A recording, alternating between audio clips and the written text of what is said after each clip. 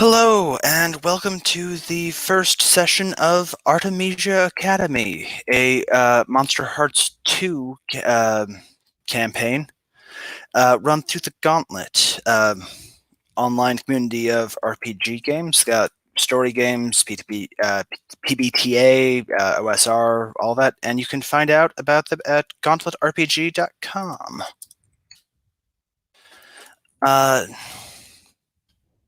Tonight, we've got people together, to play Monster Hearts 2. I am the MC, Kyle, he, him.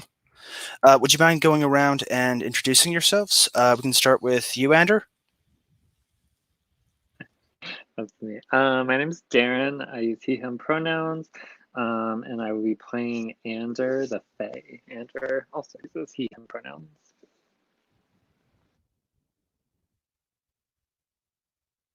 Great. Daryl, I'll use your actual name and not the character name this time. Yeah, hi there. So I'm Daryl. My pronouns are he, him, and I will be playing Finny, the Serpentine, whose pronouns are also he, him. Great. Robert? Yeah, I'm Robert, he, him pronouns. I'm going to be playing as Hob, the mortal, also he, him pronouns. And last we got Joe. Hi, I'm Joe, they, them pronouns, and I'll be playing Katarina, she, her, the Rusalka. All right, I think we, it looks like people mostly set up their characters ahead of time.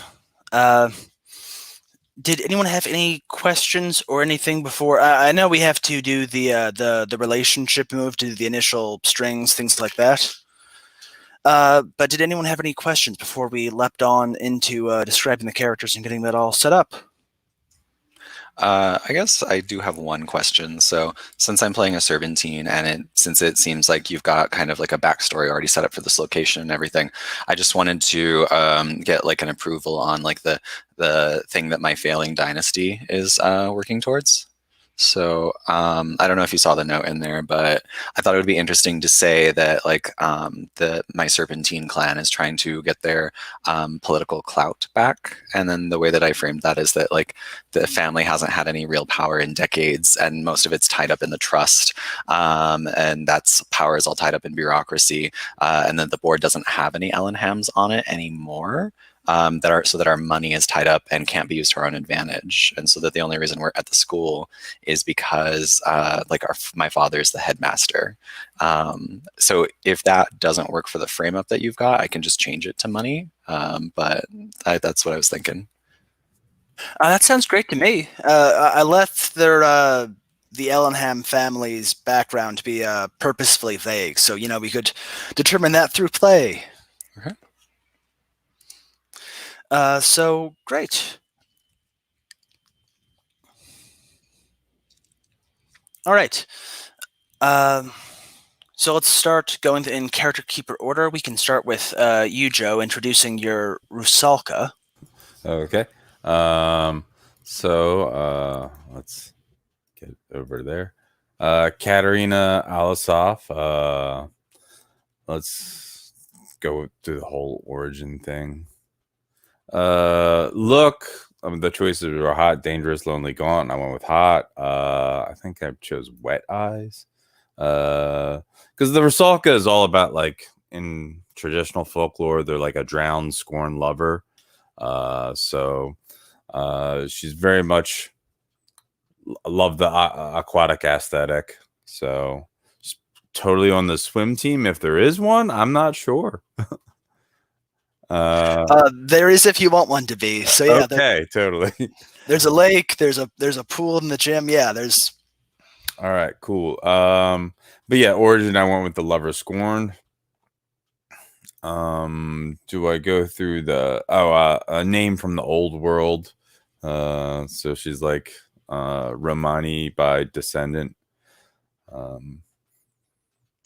The moves, she starts with water's wife. So if someone sees her bathe, swim, or wash her hair, it counts as turning them on. Two-faced, and so like whenever I turn someone on, I could show my true face and roll dark and get some different options. And tainted love, so if somebody tries to turn me on, I take a string on them. because people fall hard for me. And should I read the sex move in Darkest Self, or just do the backstory questions? Let's go ahead and read out just summarize if you want the sex move in the Darkest Self, and then we'll do that for everyone, and then come back for the relationship questions. Sure. Backstory questions. So, sex move: when you have sex with someone, they gain the condition fascinated. Each of you takes a string on the other. When the other person has sex with someone else, they lose a string on me. Darkest Self: I'm revealed as the monster within. I take the exposed condition and don't lose it until I leave Darkest Self. Anyone who sees me while exposed for the first time gains a string on me. I exit when the person who is fascinated with you spends a string and takes one harm to bring you back. All right. And out of curiosity, and actually before I forget, there is a lake and a swimming pool and stuff. So if you ever want to set a scene at lakeside or anywhere to get that water's wife move in, just let me know. This can happen. So what brings Katerina to Artemisia Academy, which for the listeners is a prestigious but very remote boarding school up in Vermont, rural Vermont in the mountains, about an hour away by a shuttle to the nearest town, which is a tiny little thing. So you're ways out there. I think probably it's a high school, right? Yes. Okay. So I think maybe like some of her descendants in America, it's like we've all gone here since moving here for mysterious reasons, despite living maybe not even nearby. It's just no, you're going to be try to say this right, an Artemisia girl. Sounds like your family has a fair bit of pull to keep getting generation after generation sent here. Must be, or they know something. That's fun. Yeah. All right, Darren, go ahead and introduce your Fae. Okay, so Ander is a Fae. Ander, right? I can't remember. Oh yeah, that's right. Ander, disheveled, piercing eyes. I think that Ander very much presents as that sort of lackadaisical, aloof, rich kid. Tries to be very fashionable and tries to affect that effortless fashion. But of course he puts a lot of time into it. Let's see, his origin as a Fae is that he stole the gift, which I was thinking is why he is at Artemisia, as some sort of protection, whether that's something his whole family does or knows about, or if there's just or if it's a weird we're gonna send you away because you're causing problems for the family sort of thing. Could be any one of those. I think that Ander is definitely not on the swim team or any other team. Ander's not interested in team sports, but is probably very interested in watching people on sports teams. Just likes to be around drama and is the type of person to say he never causes drama, when I think that he does it out of boredom. That's probably Ander. So for the moves, I'll just point out the lure move. The Fae is built around that sort of archetypical Fae fairy thing about promises, and the seriousness of those, and also loopholes, things like that. So the lure move gives you experience whenever you do make a promise to me. So that's just there because I'll be pushing hard on promises to make that mechanic in my playbook work, and that helps incentivize everybody. So just so everyone remembers, and I'll probably remind you as well too, as I'm trying to pull promises out of you. And then my sex move and Darkest Self are all built around that too. All right. So it sounds. So you say your family pretty much sent you here to just keep you out of the way, stop you from making trouble, that sort of thing. Yeah, and Ander will definitely say that like he'll probably spin some story about how like oh the mafia's after me or something, but who knows? And he stole the gift. Roughly how long ago was that? Yeah, that's a good point. Maybe just a few years. Maybe like if Ander is like 16 or 17 now, then yeah, like 14, 15, a few years. Old enough to like probably know better and old enough to get into like big trouble and have to be sent away to a private, mysterious boarding school. And a bit of time to get used to his new Fey powers. Yeah. All right. Next we got Robert. Tell us about Hob. Yeah, so Hob is immortal. The look I went with is displaced, nervous eyes, because the origin I went with is that he's kind of the new kid in town. So he's very new to the school. I think he probably grew up like on a farm, basically. That I'm thinking that like his dad that owned the farm passed away. He kind of got shipped off to like his rich, mom and stepdad, and they just immediately shipped him off to school, to this fancy private school. Like the thing I'm thinking more for him is like almost like the main character of Fast and Furious Tokyo Drift, of like, this like kind of like rural kid that doesn't know much about the fancy life and now is suddenly in this fancy private school. Moves I went with, of course, he has the true love move, so we'll have to figure out a true love for him. And excuses on my armor, so when he ignores problems with his lover, how they treat him, mark experience. And he can use his lover's name as a threat to add 2 to his shut someone down or keep your cool. Sex move is when he has sex with someone and awakens, they basically become their darkest self the next time he takes his eyes off them. And his darkest self is show them what it's like to be uncared for, reveal their monstrosity and yours. Only seeing the pain you're causing your lover will let you escape your darkest self. So it sounds like Hob feels kind of out of place at this rich kid school with all the. Yeah, definitely. I think even without, even if it was just a normal, like, rich private school, he would feel out of place. Okay, is he like looking to fit in, or is he just like, no, I don't need to be a part of this stuff? He probably, I think prior to us starting, he probably started the school with the idea of like, oh yeah, I'm just gonna, just do my own thing and probably take, whatever classes I have to take to just hurry up and get out of here. But I'm sure like over time he's probably gotten connected to people, and you got to do something to pass the time. Cool, and we can go into just set up more of the relationships with other classmates when we get into the homeroom setup. But before that, we've got Daryl to tell us about Phineas Ellenham, the Serpentine with the connection to the Ellenham family that founded this school.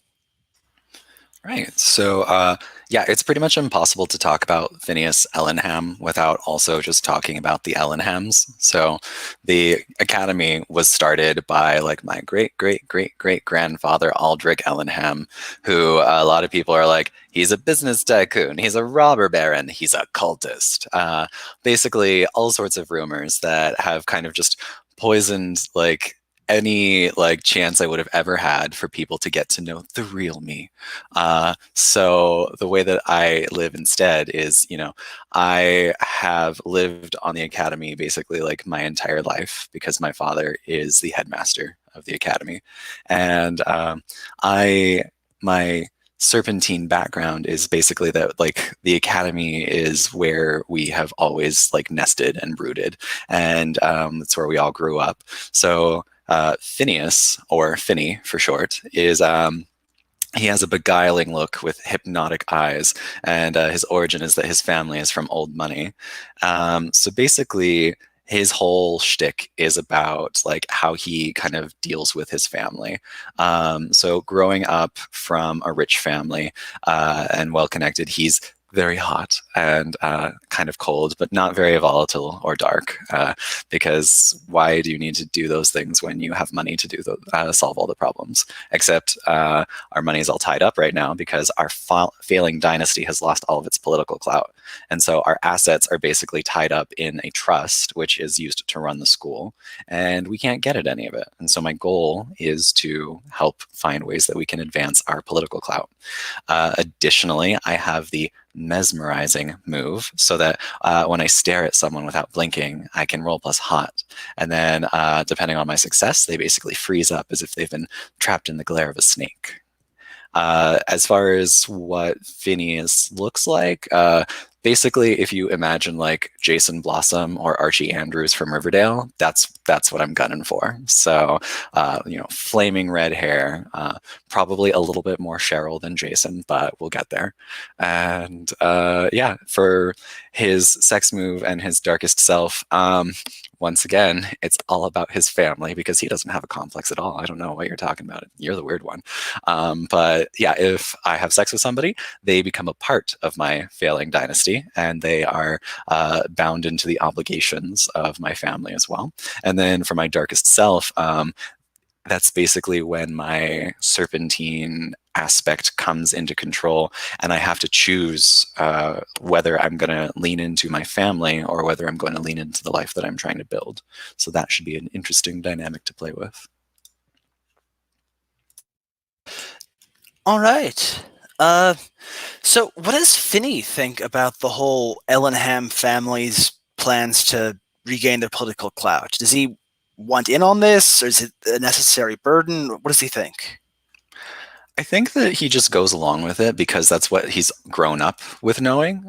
It was always, I think that these things happened like when I was very young and like didn't even know any better. So I've never really understood like what it meant for the Ellenhams to be powerful. And so it's always just been like, I will work to restore the family honor, and I will uphold the legacy of what we were and will bring us back to our former glory. And I've just never questioned it. All right, makes sense. And now we can go around and do the backstory questions. Let's start back off with Katerina. Go ahead and read off your backstory questions. Sure. One person has a crush on you. Describe how you met and take one string on them. And the other one is someone scorned you after some passionate loving, and they take a string on you. Any volunteers for crush or scorner?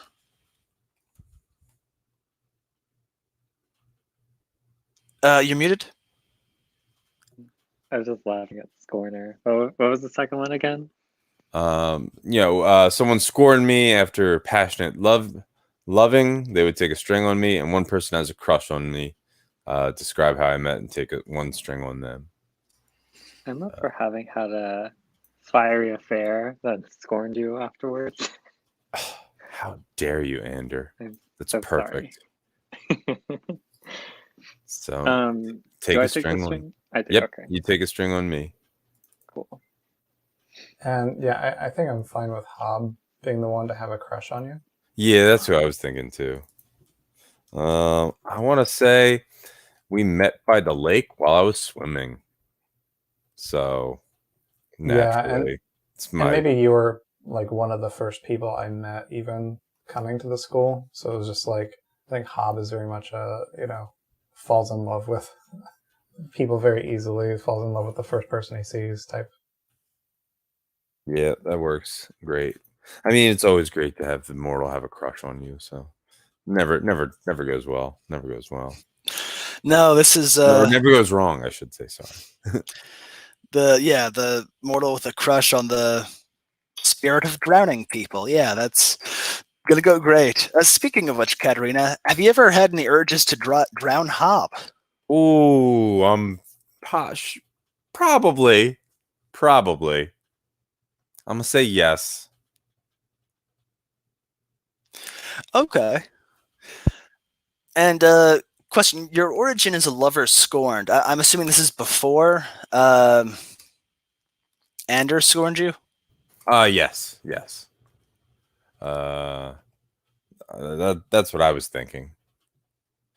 Sounds good. All right. Next, we got Ander. What are your backstory questions? All right. Well, the first one's easy. I wear my heart on my sleeve. Everyone takes the string on me. I'm an open book. And then my second one is I've captured someone's fancy. Who's into me? Who can't get enough of Ander? I think Katarina. All right, you get. I mean, wait, I'm willing to double down, but you scorned me. How dare you? That's very funny. I get 2 But if somebody strings else on wants you. it, I'm totally up for sharing the wealth. Anybody want to fight off the spirit of drowning for my affection? I'll take it. Okay. So I'll take 2 more strings on Katarina. And that's it for me. All right. So you've caught her fancy, but it sounds like you're just not into her at the moment. No way. We had Nope. our fun, but like, there's so many more people at the school, you know? Fair enough.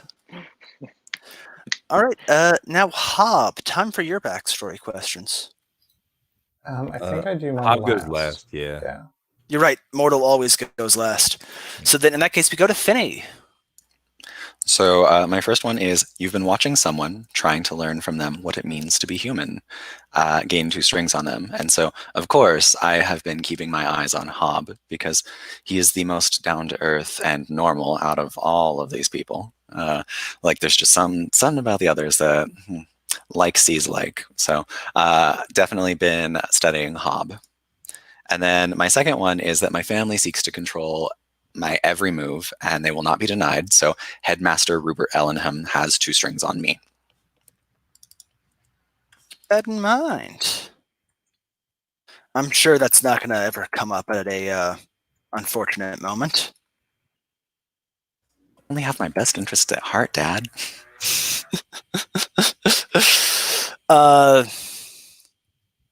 So you say Hob is a very, down to earth person. Do you actually like him, or do you think, yes, this is completely average humanity? This is who I can mimic. Honestly, I bet it's one of those just like, I am doing this purely for academic purposes and definitely no other like possible motives. I have no ulterior motives here whatsoever. All right, then. Now, for real this time, Hob, time for your backstory. Yeah, so I choose one person to be my lover. Give them three strings on you. You take 1 string on them. Yeah, I mean, does it make sense to at least start with Katarina?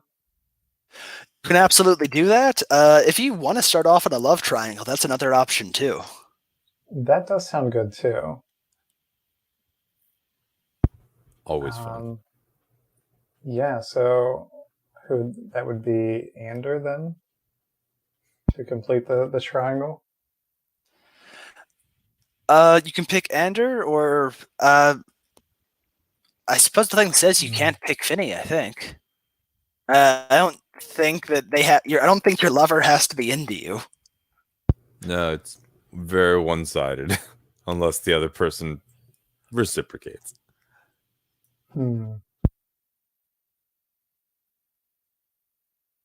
No, I think so. I mean, would it be obvious that Finney is like the most well-connected, or like the one to really like know everything going on?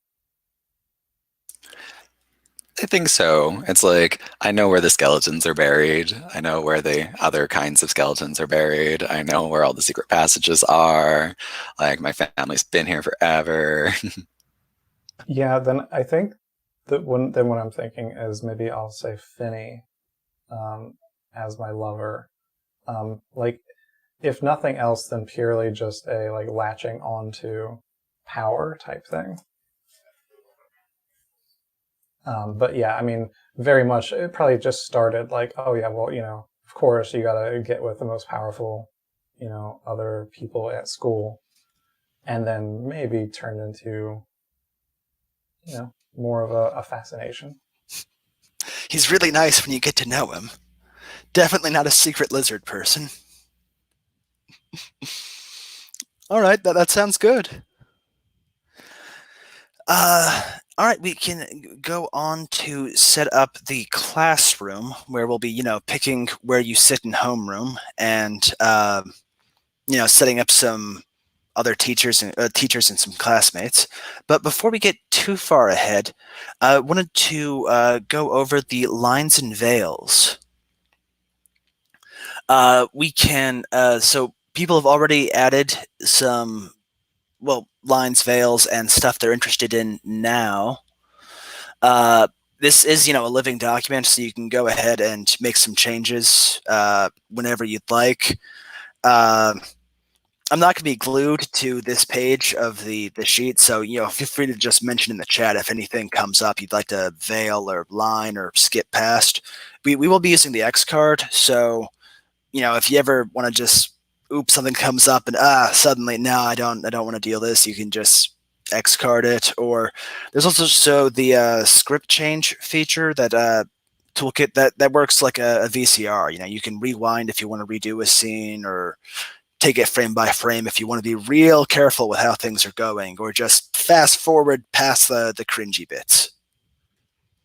Okay, so we're looking for a veil on drug abuse, eye injury, and gore. Sexual content makes sense. I mean, that's pretty much always veiled. Can get awkward if it isn't. And that includes between consenting teenagers, which is always a good thing to ask when it's, high school. I don't actually know the age of the Romeo and Juliet laws in Vermont, but I forgot to look that up. But I think we can just say that the students are all legal for each other if that comes up. And veil on suicide and torture. We've got hard lines on homophobia. Always nice to know. Excessive grieving and sexual assault. Excellent. It feels weird to say, but hey, there's not going to be any sexual assault in this game. That's always good. With an interest in bullying, childhood abandonment, and classism. That's all going to come up. I mean, it's a boarding school for rich kids who their families want to forget about. And an interest in student-teacher relationships. I will keep that in mind. If you don't mind me asking, who was interested in that? It's not necessarily that I'm like interested in it or gunning for it or anything, but like it is a classic trope of like teen dramas is like the kind of like inappropriate Lolita-esque kind of, well, not Lolita-esque, but inappropriate like Pretty Little Liarsy. Ooh, the teacher, the hot young teacher coming in. So fair enough. Yeah, I'm up for that too, with the whole similar Riverdale tropes and stuff. I've got to check that show out. I've never watched, but I hear such great things. Well, a certain kind of great. Okay, now back to your classroom. We should start off by picking your homeroom teacher. Did anyone have a particular teacher you'd like to be for your homeroom? Set up some example professors just to flesh out the faculty for the school. We can go with that, or if you had something you were looking for in particular, we can make up a new one. Well, if we want to inject that student-teacher relationship trope, I think Patricia Williams has plenty of innuendo in her description. Yes, she does.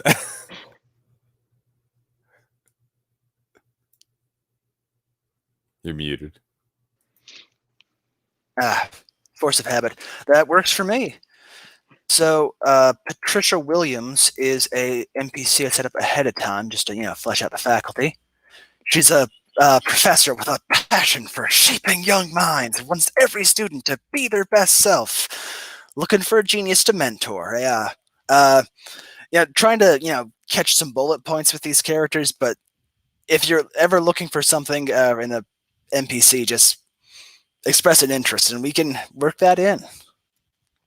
Okay, so now we fill out who sits where in the homeroom, and um, generally we should start off with the most popular character. Are we thinking that's Finny? Any contenders for that throne? Yes. Listen, just because Finny has money doesn't mean he's popular. I mean, he is the child of like the headmaster. That doesn't always mean most popular. So, Well, in this case, it does. oh, I have been thoroughly.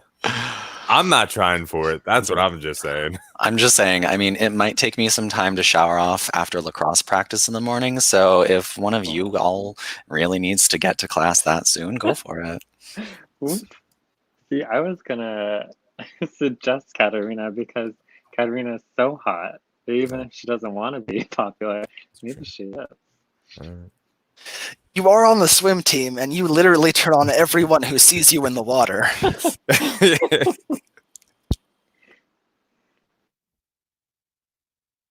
I'm cool with Finny being the most popular, though. Status wise, that's the extent of my argument. So he got money. I don't. Too. All right.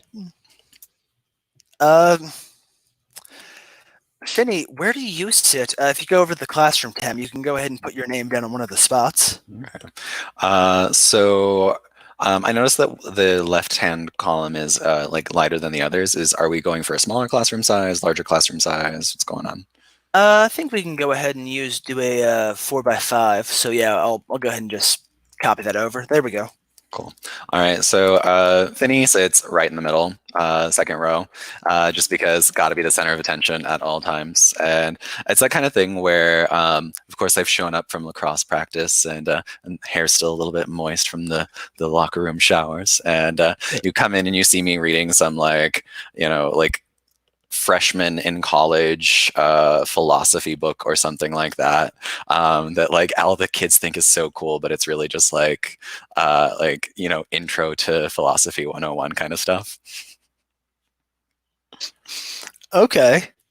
So if you're the popular kid, I think you've got to have some sycophant or something. Someone who leeches on your popularity by proxy. Who are they, and where do you have them sit? Well, that's gonna have to be his name's Percival. He goes by Percy. He was like the nerdiest person that you ever met, and he's probably still the nerdiest person you ever met, but he's been taking steroids for a couple of years, so he's like almost as jacked as me, but not quite. And so yeah, basically because he's now like really athletic, he's got a little bit of a power trip kind of thing going on. And so he tries to hang out with the cool kids, which is like the posse of like old money, but he's new money. So he basically still is kind of like the lemming who like follows us around. But yeah, so Percy, not Jackson, because that's the first one that popped in my head, but that's a YA book.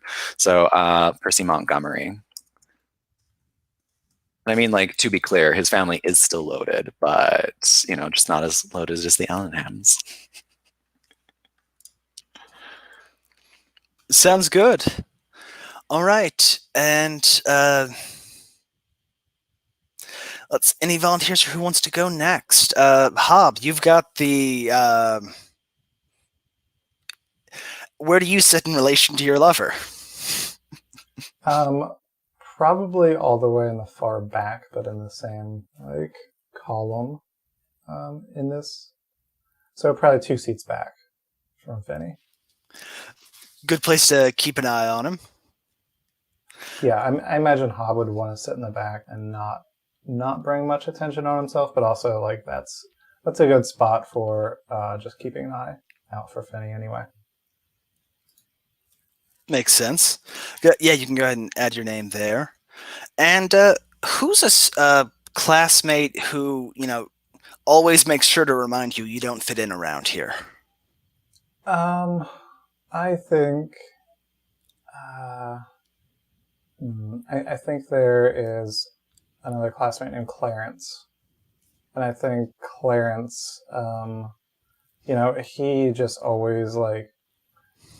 I mean, it's bullying, but like he'll just always pick on like everything that I'm doing and just point out that like it's not doing, you're not doing it the right way, or like, I'll say a word, but I'll even say it right, and then he'll like pronounce it wrong and try to convince me that no, that's the right way to say it. Like he'll go out of his way to not only make fun of me for doing the wrong things, but also make fun of me even if I'm doing them right and try to trick me into doing them wrong. Sounds like a real ass. Where does he sit? I think I'm gonna put him in between me and Finny.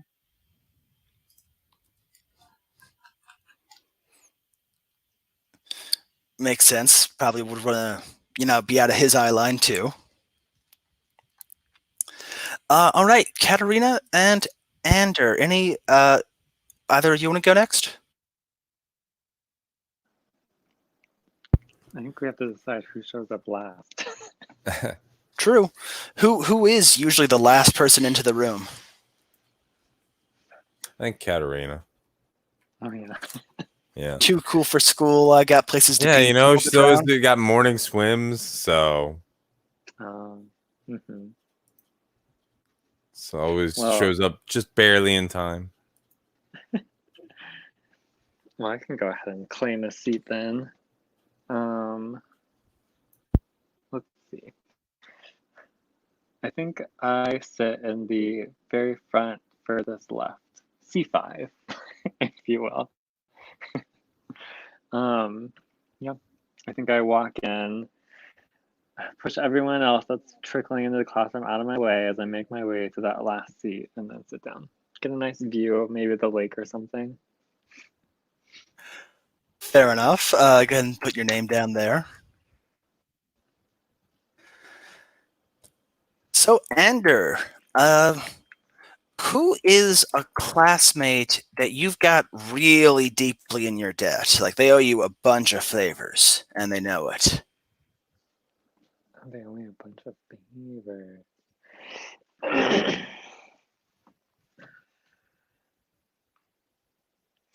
I think it is I'm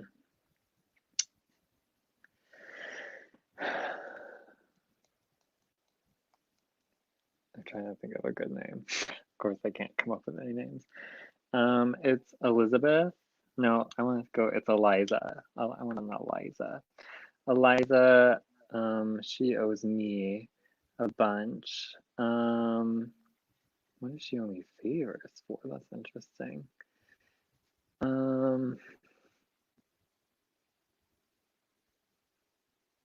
Oh, I think that Eliza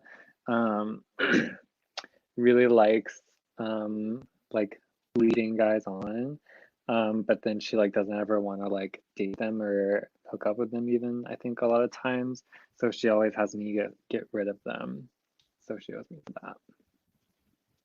And I don't think I kill them, but who knows how I get rid of them. You just make them stop being a problem one way or another. Yeah, I think probably some good face stuff. And where does Eliza sit? Oh yeah, I gotta place her. Oh, and thanks everyone for going ahead and adding the NPCs as we create them to the classroom. I think that Eliza sits right beside me. So E5. This is Eliza. I don't know last names. Eliza Dushku. No. Eliza Penny. Just lots of Y's going on. Eliza Penn. There we go. Got it. Eliza Penn. What did I say about her? She's oh yeah, she likes attention, basically. It's like the real reductive way to say that. A bit of a flirt? Yeah, bit of a flirt. That's good too. So, do you like? Like Eliza as a friend, or is this entirely just to get her to owe you favors? Well, when you put it like that, if I have to be honest, yeah, it's just to get some favors out of her. And I think she's entertaining, probably. Like, I don't, where does she even find all these people, you know? The school only enrolls so many. So it's fun. Nice. Glad you've got a ally to help you go after Finney. Maybe take the popular seat. I don't know. I don't know if I want it, but I just might deserve it. Who knows? And Katerina, where do you sit? I sit. What was that? Yeah, C9. Okay. Also Sitting by the window. Once like the window is located over there with a view of the lake, I'm like, well, I gotta sit within eye shot of Ander because curse them, and yeah, not too far from Hob. So yeah, like Okay. Uh,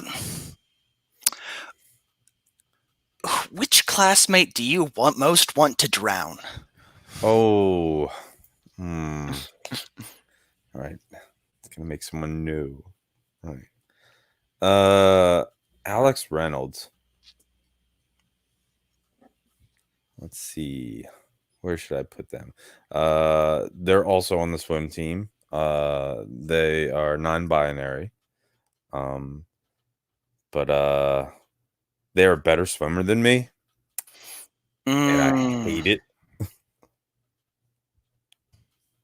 It infuriates me. So, does Alex? What does Alex think of you? Like, are they? Does Alex think you're friends, or?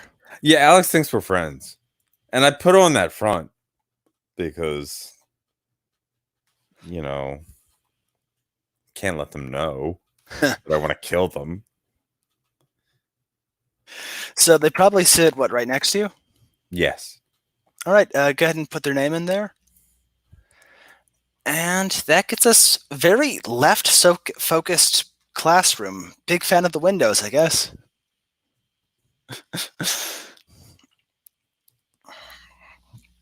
So, let's start off with homeroom this morning. I figure we can start at least a few weeks into this term, so you've all known each other at least a bit, interacted a little bit. Does that sound good to everyone? Before we start, I have maybe like a really, really stupid question because it's my first time playing Monsterhearts and I don't know anything. Mhm. Do we know about each other's do I know that Finny is a monster, a serpentine monster? Like, is this knowledge that we have or not? That's an excellent question. That's a question for the players. How obvious are you with your nature? Like, do you think could a observant mortal have picked up on some of it? I go with usually not for myself because it's more fun, especially if you take the move where going down the rabbit hole and stuff, because then you're really encouraged to search into that stuff. Mhm.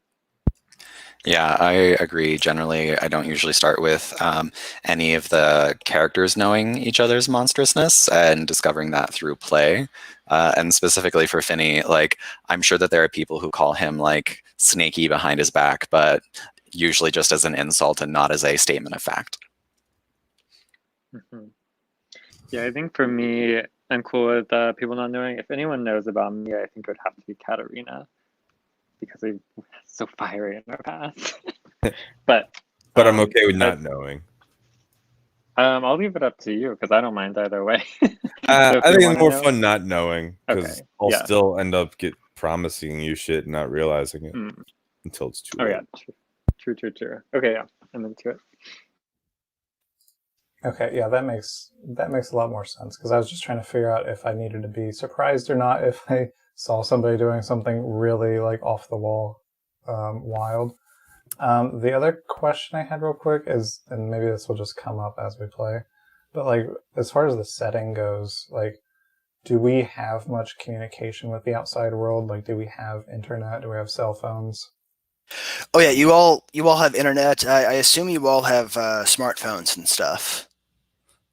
Um, the getting there in person is a little hard because the academy is up a mountain with forests and around you. So I mean, if you had to, you could walk to school or to town, but it would be a haul. There are like shuttles down there, but they're infrequent. Say every month or so. It's meant to be a isolated place of learning with monastic devotion to the brightest minds and all that. Definitely not like a millionaire's vanity project or anything. I have a question. Do we Yes. have a role for your party? Oh, we do not. I'll go ahead and put that in the chat right now.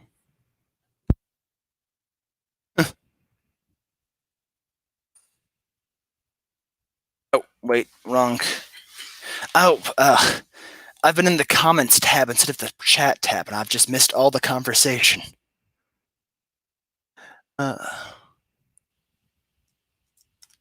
Here's the role for your party.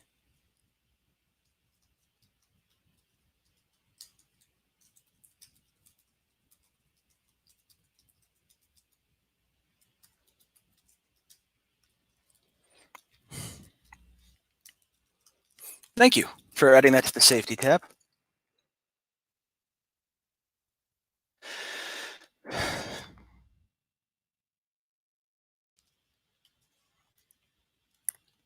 Sorry, I lost train of thought for a second.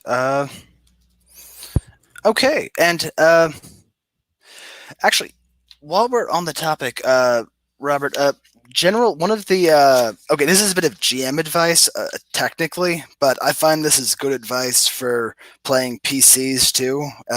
Really, any RPG character, I take it into account. Treat your NPCs like stolen cars is the official advice, but feel free to cut loose with your player too. We've got 4 sessions. I think will be in for all 4. Yeah. But it's fairly hard to actually die in this game, and getting into massive problems is half the fun. So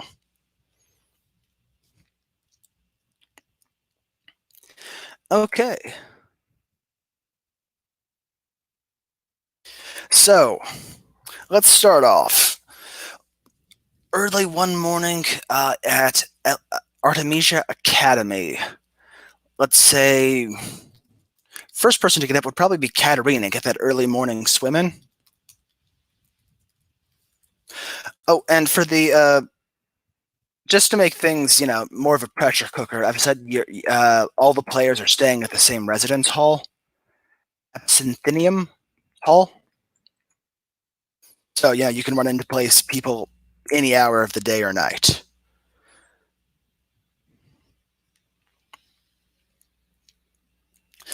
Does anyone like to do anything with their characters before you show up to homeroom first class of the day? Yes, Finney. I think it would be good to just set the stage for what kind of relationship I have with my father. So if I can, I'll just spin a scene. And so basically, because I've been binging a lot of Riverdale lately, my dad is the headmaster. And the opening scene is basically, it's that pale morning light. And we're cutting through the forest and you hear the sound of heavy footsteps running through the forest.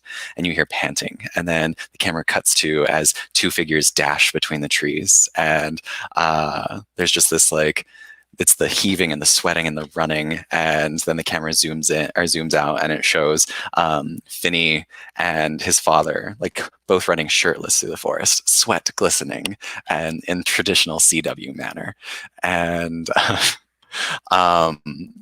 basically we are racing. We are running full tilt, and just as I am about to pass my dad, out of nowhere a tree branch pops up from the ground and trips me, and I face plant it hard into the ground. And my dad just clears the final like bank of trees and then turns around and laughs. Still can't keep up with your old man, huh? I like look up and I like spit out some dirt, and I'm just like, I almost had you, and I'm pretty sure you cheated. Oh, just keep telling yourself that, kid. And I get up and I dust myself off, and I'm like, okay, well, once again, you are victorious. You say that like it's news. Anyways, he's gonna check his watch. We should probably be getting back to home. We'll have to, shower up, get presentable before class. Don't want you making a poor impression on your classmates. Of course not, Father. I wouldn't dream of it. Is that a tone I detect there? Of course not, Father. Listen, Phineas, you've got at least one senator in class with you. It pays to make friends with them and get dirt on them now when they're young and stupid. Father, I understand that, but how do you even know how annoying Eliza Penn is? Do you know how incessantly she talks about herself? Do you know how much I can't stand listening to her go on and on? I don't care that her dad is a senator. Well, you're going to have to learn to tolerate it.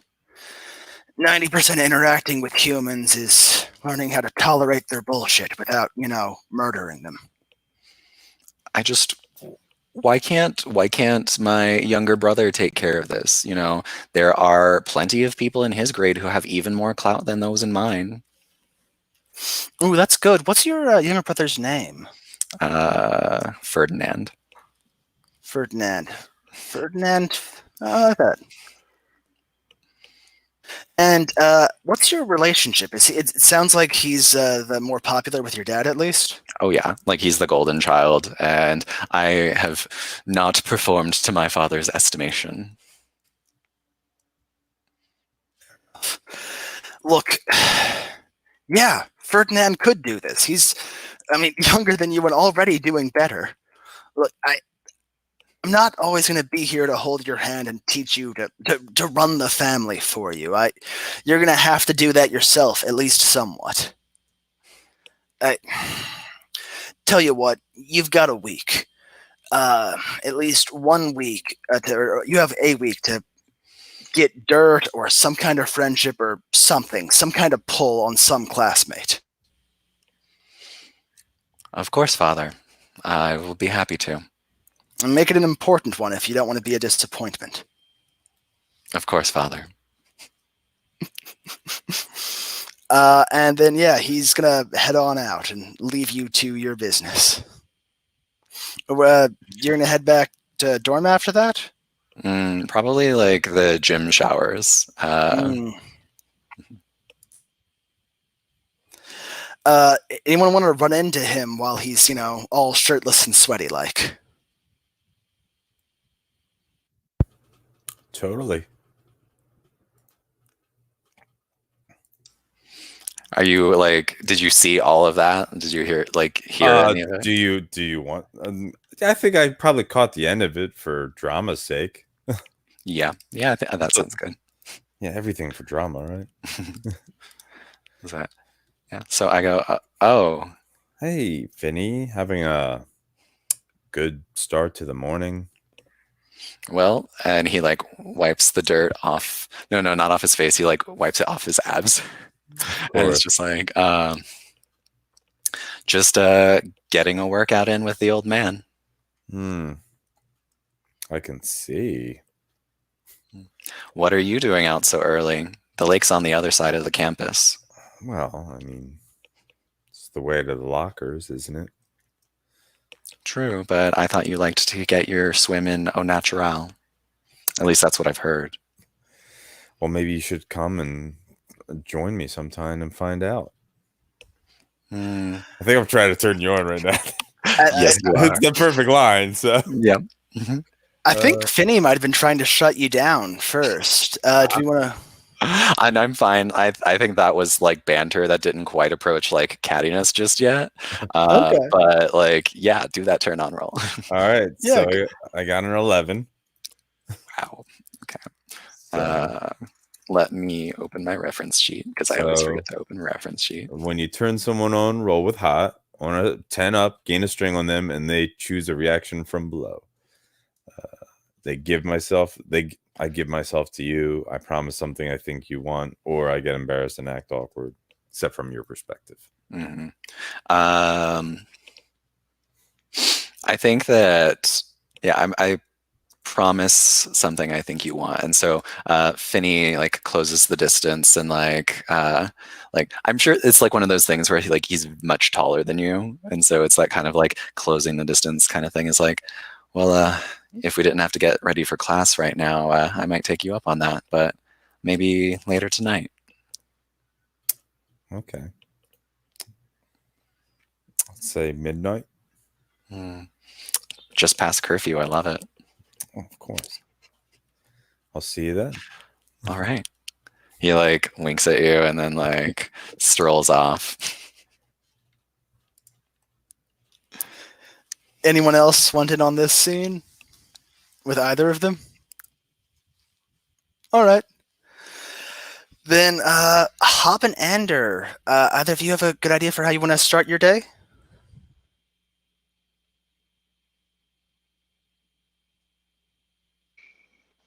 Maybe we just start. I'd love to do a scene with Hob if you're up for it, Robert. Maybe it's like breakfast or walking out of the dorms or something. Something very pedestrian, normal. Yeah, I was thinking some kind of breakfast. Yeah, let's do breakfast then. Maybe I like come and sit down. Usually try to like keep under the radar and just get through the day, right? Maybe I like come and just sit down across from you and like force my presence on you. Hob, don't you ever like get tired of all of this? Yeah, like friggin' every day. I know. What isn't life like before all this like so much better? Sometimes I think look back and I think like, how did I end up here? Yeah, I mean, tell me about it. Like, I just had a dream last night about I'm so this glad tractor. to get it, Hob. Go ahead. No, I had a dream about being out on the farm and just driving the tractor around and like the good old days. Like none of this stupid. I mean, I get it. I'm good at school, but whatever. I'm tired of playing school. I'm gonna go back to playing farm. You actually drove the tractor? Well, I mean, yeah. Like the corn ain't gonna pull itself out the ground. Don't you need a license for that? Are you even old enough to drive? No, you don't need a license to drive a tractor as long as your daddy's watching. Oh yeah, you like it when your daddy watches? Man, everybody always wants to joke when I talk about my daddy. I think Clarence is gonna like call over. Does he also watch when you kissed your cousin? Man, shut up, Clarence. I'm still mad because you tried to tell me it was called Whale Mart. I know better than that. I'm sorry, I couldn't hear you over the sound of all the, cousin kissing you were doing over there.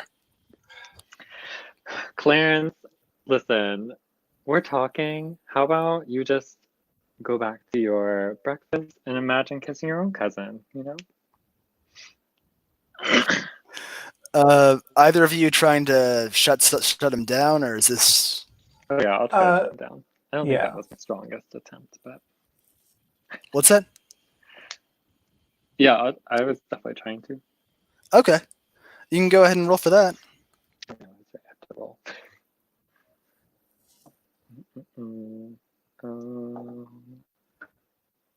The cold is like a -1, yeah.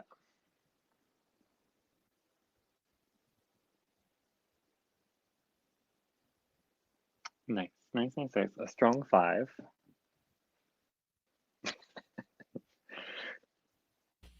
A 5. Nice.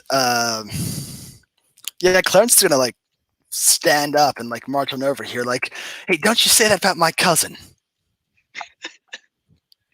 Oh, feeling testy, Clarence? Yeah, what's wrong, Clarence? You can't take the heat? I more than tough enough to take both of you. You know what? With that, I think I'm just gonna like fling some piece of food at Clarence. Nice. So are you actually trying to hurt him? Or is this just I mean, more trying to humiliate him. Like, I'm probably like just full on, spoon with some a plastic spoon with some eggs, like slingshot style. okay? I think you're trying to shut him down too, I think. Oh, and Ander, don't forget to mark experience for failing that roll there.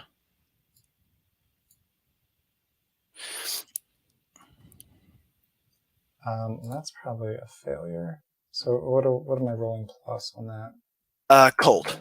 Cold. Yeah, so that's a 2. Yeah.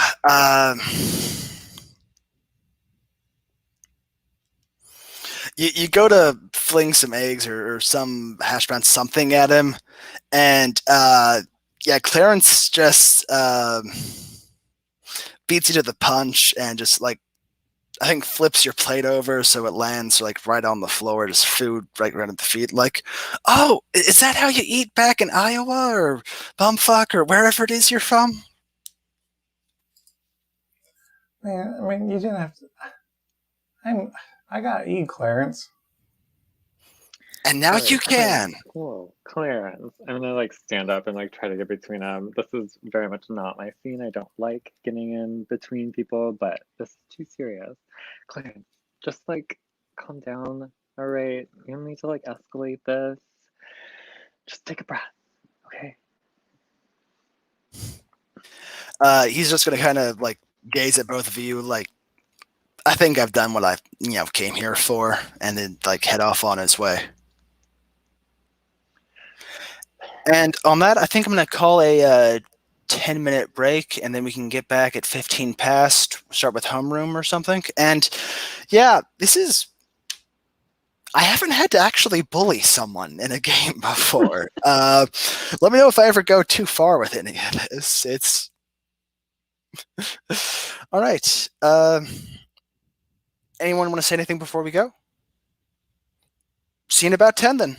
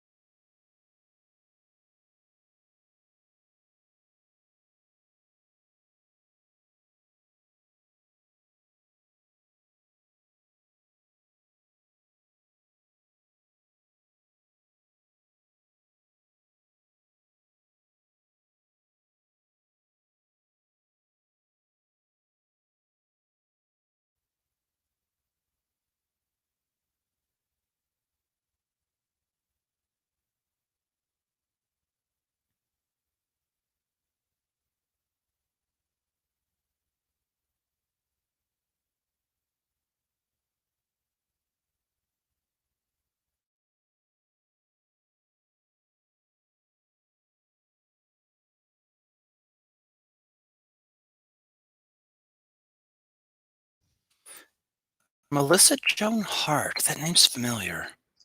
The original Sabrina. Oh, yeah. Shh, Finny. Shh.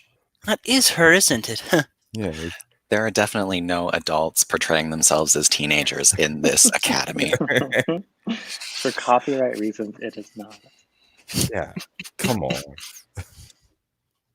This is the year 2020. Melissa Joan Hart can't play a teenager anymore, despite her wishes, I presume. I'm pretty happy to leave my teenage years behind me, actually. I bet. That's just me. A quick question I wanted to ask you, Finny. When you were all like, "Yeah, sure, Dad," were you actually agreeing to go along with the family's plan per your move? Yes, I am not fighting against my dynasty right now. So Okay, so you get to take +1 forward towards getting dirt or some kind of tie on hold on someone important.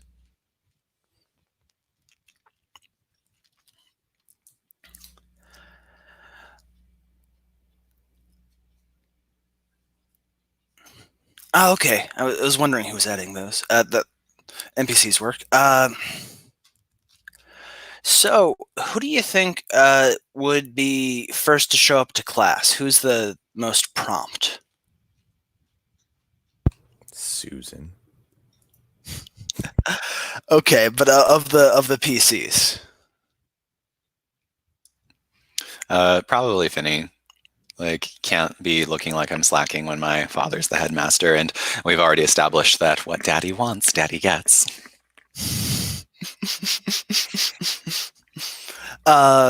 So you're heading into class, and yeah, I think Katarina was right. You head into class, but Susan just beat you there, and she's already there and chatting with Professor Patricia about how the lesson is just going so great, and just she's so happy for this opportunity, and I actually brought this apple from the breakfast in case you didn't have one. Yeah, Susan's old school. And I assume, I mean, stop me if this is out of character for Finny, but I assume you're fresh from the shower, so the shirt's just slightly damp, and yeah, I think in like a hot way, not in like a moist, icky way. Yes, it's that exact CW kind of bullshit right there. He walks in and it's literally like the slow-mo, like pushes the hair back, like the shirt like pulls just in such a way as like pecs and buys and everything. And then he like it's that thing where like he looks over at the teacher and just like does like this like hey, because like he's familiar with them since they come over to the headmaster's residence for dinners and things like that. And Patricia's gonna be like, yes, Finny, this is Susan. Yes, Susan sits in front of me. We have been acquainted for the last couple of weeks of term. Yes. Then you'll have plenty to talk about. Yes, I have notes I have to get to. And I look over at Susan and I'm like, not really. Oh, Susan is genuinely hurt. Like, what's the point of being the teacher's pet if the headmaster's son doesn't like me? Everyone related to the faculty should like me. I hope she's like saying this out loud. It's not just her internal monologue. You know what? Yes, she actually did say that out loud. And I just like stare at her and I'm just like, it's like, well, when you beat me in your grades, then maybe I'll recognize you. And that's a shutdown. Yeah, go ahead and roll for that. Let's see. Oh, I need to open the die roller. Also, as for reference, Patricia Highsmith wrote The Price of Salt, which is the story that Carol was based off of. And that was just giving me major Carol vibes, which is why I said that. Let's see here. Where is red? I got a 10. I rolled a 9 and I have a +1 in cold. So that's a 10 for my shutdown roll. So when you shut someone down, roll with cold. On a 10 up, choose one from below. So they lose a string on me. If they have no strings, I can gain one on them. They can gain a condition, or I can take +1 forward. I'm going to go ahead and take a string on Susan for now. Alrighty. Yeah, you see those words hit home, and she's just like, "Yeah, I can do better than you. I'll do it this right away."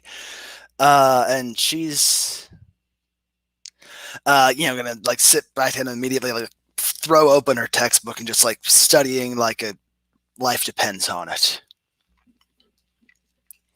So who's next, do you think?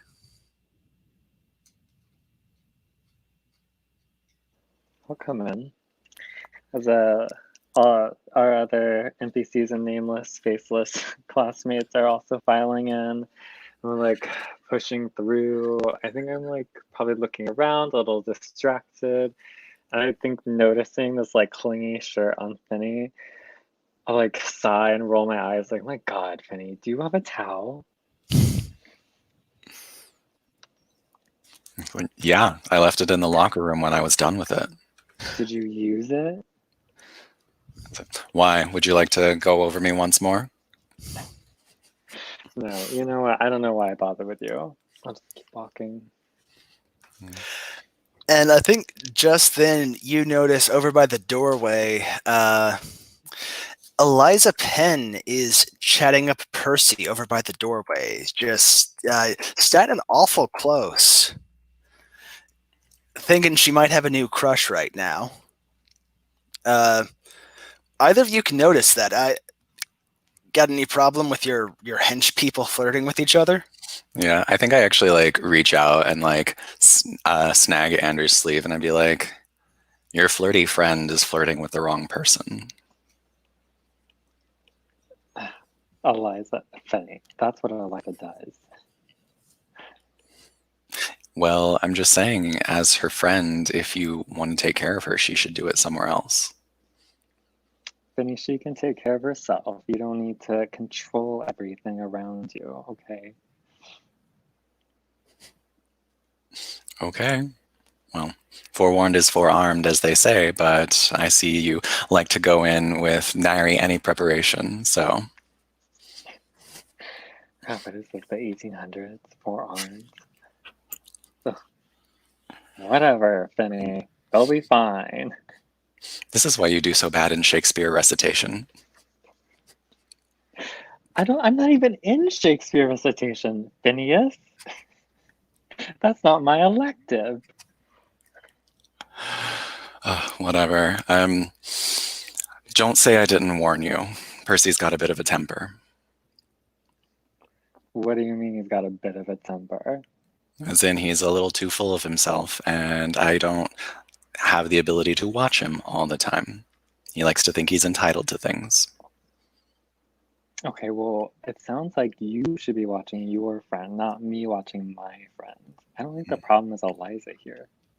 Well, it takes a village, but if that's how you see it. Well, then come on, Phineas. Let's go be a village. Okay. And I think So, now's yeah, a great time. Sorry. No, go ahead. Now's a great time for another one or both of you to arrive if you'd like. Yeah, I think Hob was definitely like I'll come in now, and I think Hob is just kind of in a pissed off mood. Didn't get much breakfast. Had to deal with Clarence.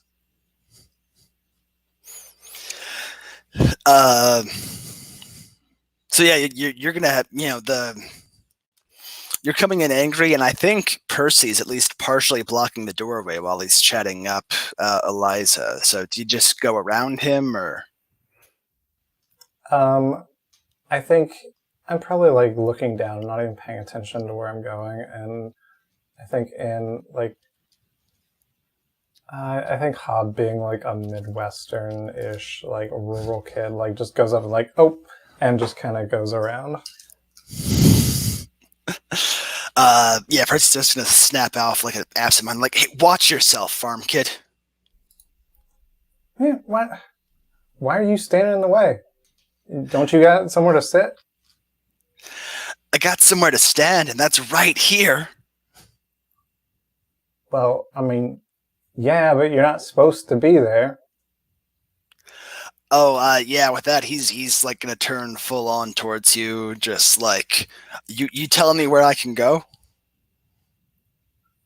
Well, no, but I'm telling you where you can't go. Like, you can't just stand in a place where, I mean, not like it's a no standing zone, but, you know, there's people are coming and people are going. You gotta get out of the way. Yeah, he's just gonna go red, just like, then his eyes are gonna go over to, Patricia, who is still, busying herself with her notes, trying to, purge those inappropriate thoughts from her head. And then it'll go back to you and like, you want to settle this? We can settle this. Just meet me after class. Yeah, look, I'll just talk to Finney about it. All right, maybe I'll let him set you straight. Yeah, he's just gonna growl, but like, That's actually one of your moves, right? Yeah, it is. oh yeah. Yeah, so I can add 2 to my rolls for shut someone down or keep your cool. And it does give Finney a string on me, another string. It does sound like you're trying to shut him down right now. If you want to roll for that. Yeah, I am using that as a shutdown. Probably good to get that +2. Not a cold group.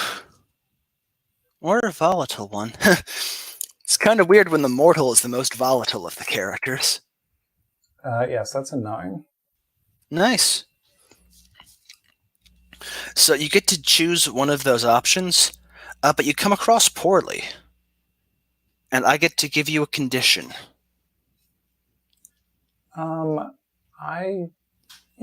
I'll gain a string on Percy. All right, go ahead and mark that down, and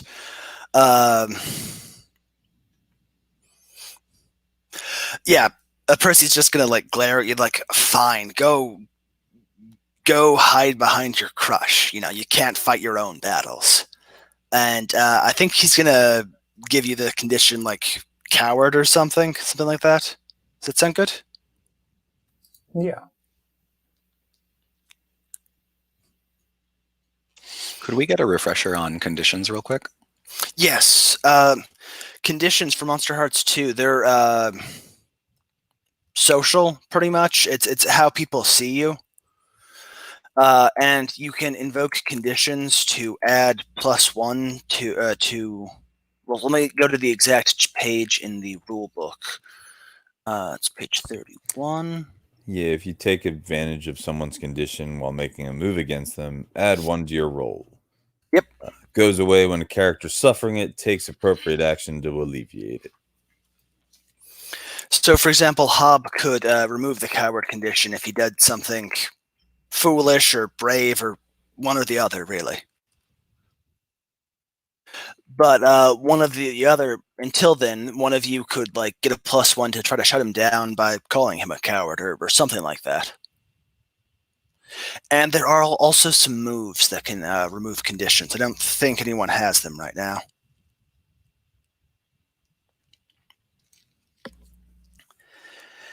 And I think now's a good time for you to walk in, Katerina. Totes. So, question is, you're knowing that Hop has a crush on you. I don't know if you know that he has a crush on Phineas too, but Well, he's dating, maybe? I don't know. I mean, he does openly that's a question for Hob. Does Hob brag that Finny is his lover? I mean, obviously you just used him in a scene, or in Shutdown. Yeah, I mean, I don't think I brag about him being my lover. I think I would prefer to say that he's tutoring me. Okay. You know, we're very Close cool friends. about it. Close Yeah. friend. No problem. All right. So yeah, good. That sound good with you, Finny?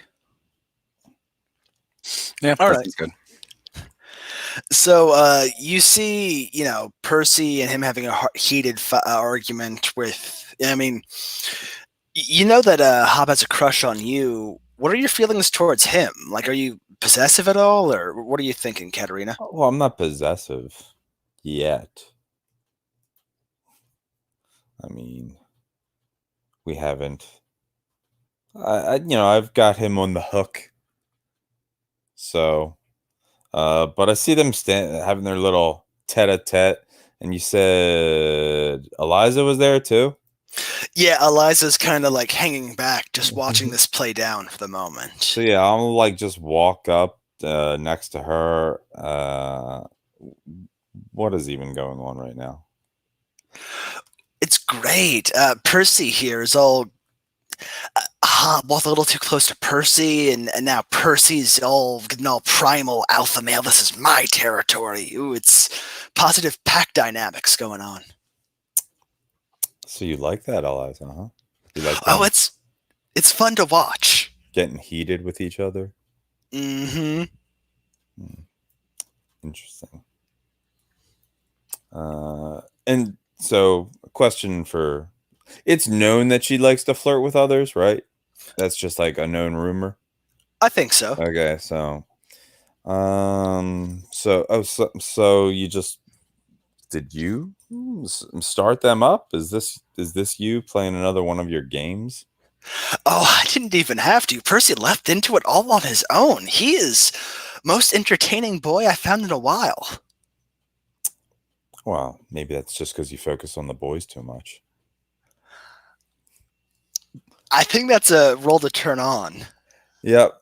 And like I want like to like look at her, and like I want like basically like to lock eyes. I want to try to do my Two-Face thing and show them like my true face, which is much creepier, but like it's like just like get lost in like the ocean that is my eyes. So what does your true face look like? It's trying to, it's probably like sort of like the paler sort of like, I don't know how to describe it. But like it looks like, somebody just like just rising up from the water, but like it's also like I'm trying to lure them down. Okay, the death by drowning has never looked so good, that sort of thing. Yeah, the siren type thing. All right, sounds good to me. Go ahead and roll. I think it's plus dark. Yep. Whew, Jesus. They got a 6 total. Ooh. That's with the +2. I don't have any strings on her, so I can't do shit. So. Eliza's Take that XP, baby. Yeah. Her jaw is just gonna like drop open, just like what? and her like textbook in her hands just like drops, just slams on the floor. And Percy's gonna whirl around like, hey, what's going on here?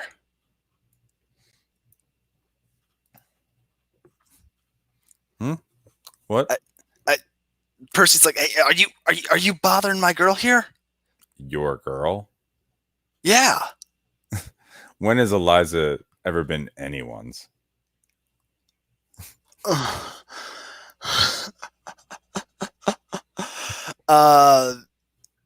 think I'm shutting down someone. I don't know who. I think she's too out of it right now. She is not listening. She's still caught up in the whole like oceanic depths. I think, I guess I'm trying to shut down Percy because like he thinks Eliza's his when I'm like, No. All right, -1, baby. Let's see what we get.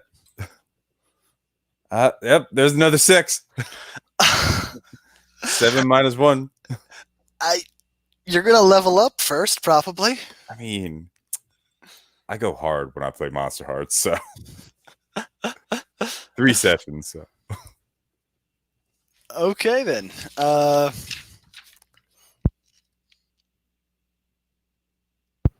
Is this when Penny and I approach the group? This is the perfect moment for us to approach the group. Absolutely, yeah. Go ahead. Okay, well, Penny, see, I told you it all worked out fine.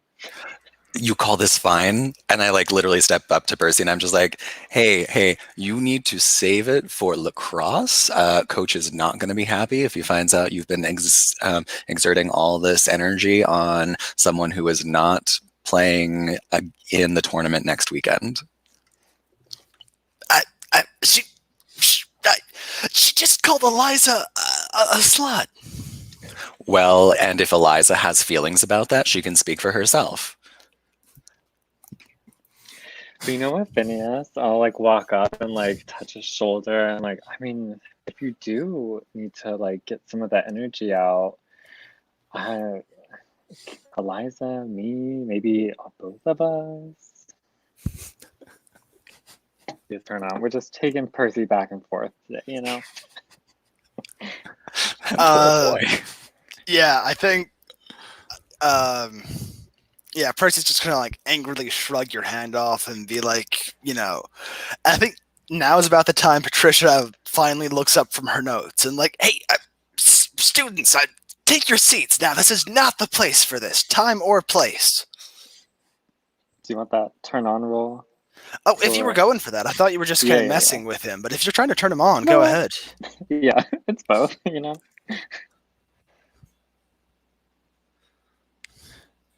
What a roll. Oh, I'm an idiot. I hit the wrong button. Oh, well, it's a 6. Today's not the day. I guess Finney called dibs on all the good rolls. Yeah, Percy's just gonna mutter like, "I'm not into your like freaky orgies or whatever you get up to, Ander." Okay, it's all yours, Phineas. At that point, I literally like just kind of like jostle Percy away because the teacher is shouting in class, like the bell starts to ring or something like that. And I'm just like, save it for the match. Like we have practice this afternoon. You can hit whoever you want as hard as you want then. Thank you, Finney. Patricia says, like, thank you for helping with that little classroom issue there. And like, just brush my hair. Of course. Golden child status. And there's just like a hint of red in her cheeks after that. And just like, yes, well, class, I realize we're well into the term now, but that's no excuse to start slacking off with your work. It's very important that you all keep up your work with you can't give 50% one day and 150 the next. You have to give 110% every day, because these are the years that will determine the rest of your life. And if you don't do good grades now, you won't get into the best college, and you'll suffer for the rest of your life for this. And she's just going to kind of ramble on a bit about how like you have to make the most of every day on a purely academic sense. And you all know from experience when she goes off on these things, she gets into these speeches. So if you want to start passing some notes or anything, now's a good time. I think notes is so old school. I think that we all have laptops. And so I open a chat window and I send Hob a message. It's like, hey, are you okay? Yeah, I'm fine. Bad morning. Looks like. And it's like, are we still up to study this evening? Yeah, definitely. I mean, I could use the help. Yeah. Well, then why don't you just head on over to the headmaster's residence after sundown? Okay. Yeah, I'll be there. Cool. Well, and don't let Percy get to you. He's been pretty roid ragey lately, but we're trying to get him cleaned up. So, yeah, sorry about that. Yeah, I mean that's no big deal. I'd take him over crap Clarence pulls any day.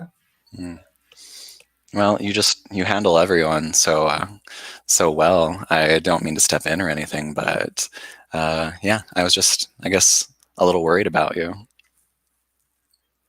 No, I appreciate the help. Anytime. And then he sends it like twice, like anytime, which is low key at flirt. So I'm gonna roll to turn someone on with my hot +2. Oh my god, why are my tabs not working? Oh, my browser is not working at all. If I like crash out or something, that's what happened. But let's see here. Oh, wow. So my computer is just completely down. Let's. Need somebody to roll with them. Yeah, can somebody go ahead and roll that? And then there will inevitably a point where like I freeze up and drop out, and I'll jump back in as soon as I can. All right, reroll selected Finney. 5 and a 2 plus whatever. 6, 7, 8, 9. So. Okay.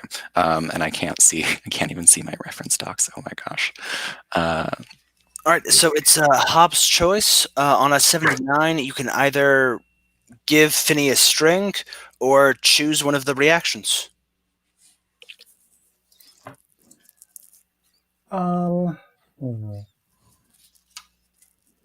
I think. Yeah, I think Hob will just give a string on this one. And I think Hob will just respond like in the chat window with just like a smiley face. A winky smiley face. Mm-hmm. Oh, sorry. I was troubleshooting. That was promise something you think I want, or no, just giving you a string, but also just responding with the winky face. Okay, cool. Cool. I seem to have control again, so I think I'm good. I'll send a message to Eliza. You are causing so many problems. She doesn't even like. Okay, she responds, but complete non sequitur. What do you know about that Katerina girl? Do not fuck with Katerina. She will ruin your life. I can't even like go into it. Last summer, she's bad news. I don't know. I just she's there's something special about her. Oh, okay. All right. Well, I see you painted your target, Eliza. And she's just kind of like still staring off in his face with kind of like a weird look on her face, like kind of spooky, kind of turned on, like yeah. Okay, Eliza. I sent her like 5 times to get her attention. Just promise me you're not gonna like try and fuck her, okay?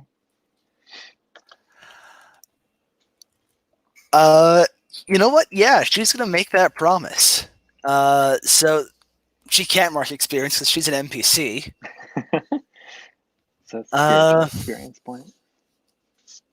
But yeah, well, we're gonna keep that promise in mind. Mm-hmm. Write it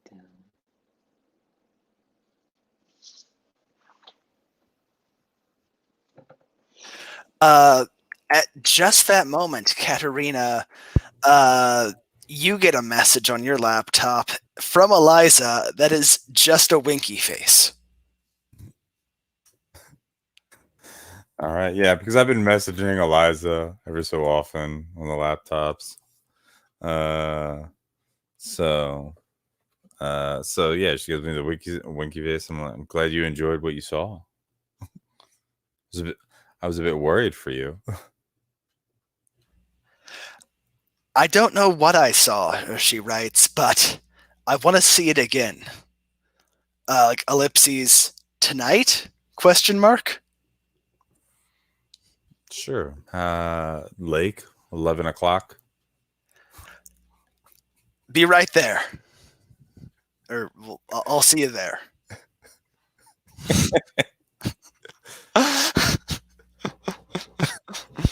Good D'Artagnan this.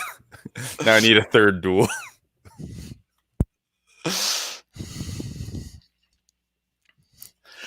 Can I open a group chat? To the PCs. Because we have all some sort of history of it. I just want to ask, like, so what's everyone doing tonight? Can we say it's like a Friday or something? Like we're just leading up to the weekend, spice it up. What's everyone doing tonight? Friday sounds great, yeah. Gives good context for Patricia's speech about how you need to crack down this weekend. Like, midterms are coming up and you all need to ace them for its own sake. 100% is its own reward. That's in quotes, study group. I like immediately send back. It's like, Hob and I have a project to work on, chemistry. Yeah, you do need plans to work on tonight. your chemistry. Ooh. That sounds like a shutdown. Yeah, I'll try to shut down with my -1 cold. Get that XP.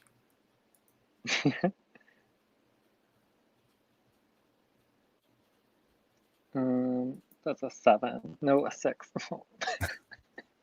Do you have any strings? No, not on Penny. Uh, I'll just, you know. Take another experience point. Yeah. I think it like doesn't even faze me, and I just reply back. It's all like, I don't expect somebody like you to get real chemistry.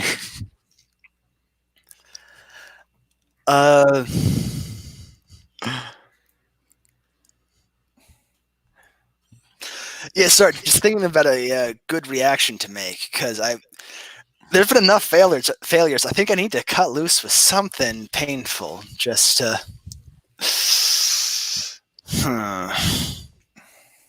I'll take a detention or something. Maybe I'm doing something because I'm like texting and trying to like really like pop off on Phineas. Maybe I'm just like clearly not paying attention. I'm like looking over at Phineas. It's like loudly typing or something. Yeah, absolutely. Patricia is going to be like, Ander Michelson. This is exactly what I'm talking about. Look at you. You're not even paying attention. We're Gonna have to taking give you notes, Miss Highsmith. No, you're not. I know what taking notes looks like, and that looks like texting. You're gonna have detention with me after class. That's just not possible. I have things to do. I'm very busy. And what you have to do is spend your Friday evening with me.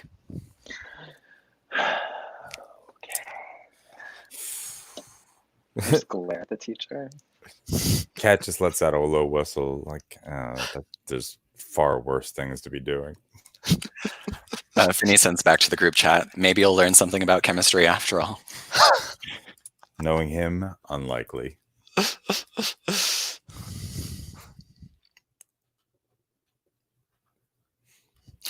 Oh, you're right. I think Susan would probably be able to like take a peek at Eliza's screen and just be like, "Yes, teacher, Ander was flirting with Eliza." Wow, Susan. Your name Well, for okay. Karen. I'm just gonna close my laptop at this point. The slander in this room is out of control. Finally, you show some sense. I have no idea why Ellenham allowed you people to use, you kids to use laptops in these classrooms. Such a distraction. So, I think we can call homeroom an end. Does anyone want to do anything else, or should we cut to lunch? Wait, can I just ask real quick? Like, what was the message that Hob was like trying to write, and then like the conversation would change too fast, like every time? Ooh, that's a good question. Yeah, I think Hob was like at first very much trying to come up with a witty answer to like, oh, to what my plans were tonight, and then you answered, and then I was gonna type like, yeah, what he said, and then it just kept going, and then finally, I think I end up just typing in like, LOL, you guys are crazy, like just something stupid like that.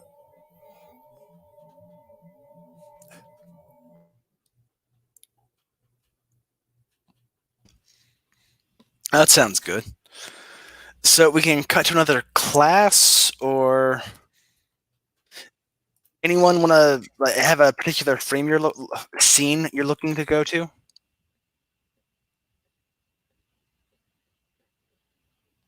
I'm good with big jumps. Like I'd be fine to cutting after school and seeing good tension or whatever. That doesn't need to I be the first guess scene. like I'd love to have a scene with Hob. Absolutely. Yeah, I don't Yeah, know. and I think Percy was looking to, finish that fight with you. I think Hob after school. So, what are you thinking? Hob and Katerina? Do you just meet up after class somewhere? I could meet up with them at lunch, or I don't know if this was like first class, right? So Yeah, this was homeroom at the lunchtime. start of the day. So yeah, like wherever you're sitting down, I'll just like end up sitting right across from you. So where are we at lunch, or is this after school? I think lunch. I think after school might be better. Get Okay. you away from the So I adult didn't know if the supervision. fight was happening or not. So I think Percy's going to show up pretty shortly. okay. All right. So, what was that with Percy earlier, Hob? It's just he got in my way, I got in his way. I don't know. I heard he's gunning for you. I mean, he pretty much made that clear. Yeah, I mean that's fine. Like Are you? He got muscles, but he don't know how to use them. No, I'm sure. And you've got all those farm muscles. Yeah. I mean, I've got some muscle. So what do you plan on doing to him? Well, I mean, I guess whatever I have to do. I mean, if he wants to fight, I'll fight him. I mean, shoot, I don't mind an audience if you want to watch. Oh no, I'm going to watch. I just want to know, like if you're gonna do anything, you're gonna do anything dirty. I mean, if he's going to. I mean, we'll see. I mean, hey, like y'all say, like no spoilers, right? I'm actually. That's like. I think you should break his nose. Really teach him a lesson. I'm gonna spend a string and offer you an XP if you break his nose. I mean, yeah, I can break his. Yeah, I mean, just one hit right to the right spot. I mean, and I mean, shoot. I mean, well, I mean, it will hurt his lacrosse playing, but he'll manage. Sure, he's got some kind of pills or injection for that. Oh, I'm sure. Yeah, I'll go for it. All right, cool. All right, take an XP. And yeah, you lower your that costs a string, Katerina. Yep. And I think at that moment, Percy shows up and is like, "All right, Hob, you too much of a coward, or are we going to settle this?"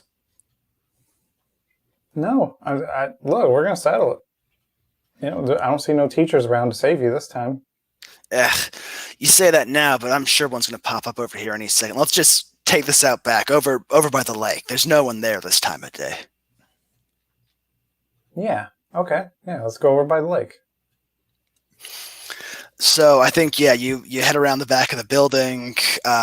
past some hedgerows or whatever. The paths of Artemisia, or sorry, Artemisia. Too many fancy names. I'm having trouble. Are famously winding and crooked, but yeah, it's just pretty short distance to get some hedgerows and stuff between you and where the teachers are hanging out, and you're at the edge of the lake now, and Percy just sort of like whips his shirt off in a very distinctly unsexy way, more of a like a, yeah, check out my massive pecs, I got thews. Yeah, and I think Hob definitely like does the one-handed pull off the shirt while like throwing some of his like his phone and stuff to the side. And I think Hob is just, all right. Look, Percy, like I don't want to hurt you too bad. I'm playing by farm rules out here. We'll just settle it like men. When we're done, we're done. We good? Oh, I'll tell you when we're done. Well, okay, that's actually the distinct opposite of what I was just trying to get across. But all right, we'll do it your way, big city boy. Go ahead and roll the lash out physically. Yeah, I was gonna say, as soon as he says that, I would have just charged him. Let's Sounds go, good. Hob. Oh no, I rolled snake eyes. Oh crap.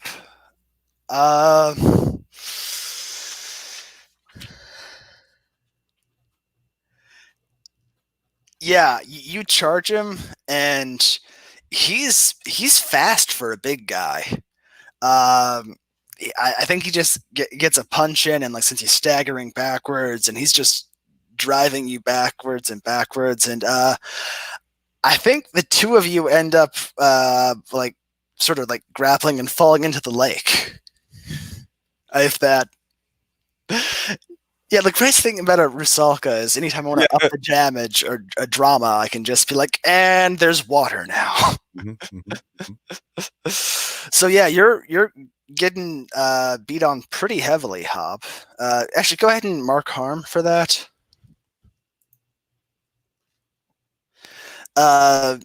Katerina, this guy's beating on your, well, he has a crush on you. I don't know if it's mutual. I mean, he is a hot farm boy. He is so adorably naive. And yeah, I will dive in to help Hob. Oh, actually, I should have asked. You have another string on. Wait, no. You spend strings to boost your rolls against someone. You can't spend strings to boost their rolls. That's masks. Yeah. Okay. So like I guess, but when I dive in, I have to roll to turn them on first. Yeah. So that happens. And if you want, you can show Percy your true face. Oh, totally. I am sort of trying to help drown him. Or, humble him. So there's a 6 and a 3 plus 2 is an 11. All right. Yeah, two-face on a 10 plus. You choose 2. So does this roll affect both of them? I think it'll face Percy directly, and Okay. I don't know. Hob, would you like to see Katerina's true face right now? No, I think it's better that I don't, and I'm Okay. busy getting beat on anyway. Okay. So, all right. I just wanted to clarify because I know the Warder's wife can be interpreted multiple ways with the wetness and multiple people. But so just for Percy, I choose 2. I'm going to do 1 harm. And yeah, I will give them the condition of fascinated. Sounds good. And Hob, you can go ahead and clear your condition, coward. I mean, charging into a fight is that's not cowardly. So Katerina, when you do that harm, is it like physical, like half drowning him harm, or is it more like emotional, like You just saw the spirit of death in water. No, it's like the half drowning, but I'm also like turning him on in the same process. So like it's like, you know, like once I get in the water and like it's like basically my hands are like becoming claws and tearing into him. Yeah. So it's creepy sexy, I guess. Yeah, I think you half drown him, and then yeah, he's gonna like get free a little bit and like start staggering back towards shore and just send you back like a terrified like, what the hell was that? What? No, he's actually saying this out loud. Like, what the fuck? What? And yeah, Persephone is just gonna run off if nothing you're gonna As I stop. do like the slow rise, the Little Mermaid hair whip. I don't have a lot of hair though, so it's not as I impressive. mean, if he's distracted, can I try to break his nose? Oh, absolutely. Yeah, go ahead. I mean, I did promise. Yes. Roll the lash out physically again. Yeah, another lash out. Okay, I rolled another 2. I don't know if my roll for your party is just broken or what. It says I rolled a 2. They spun it. It says last roll 2.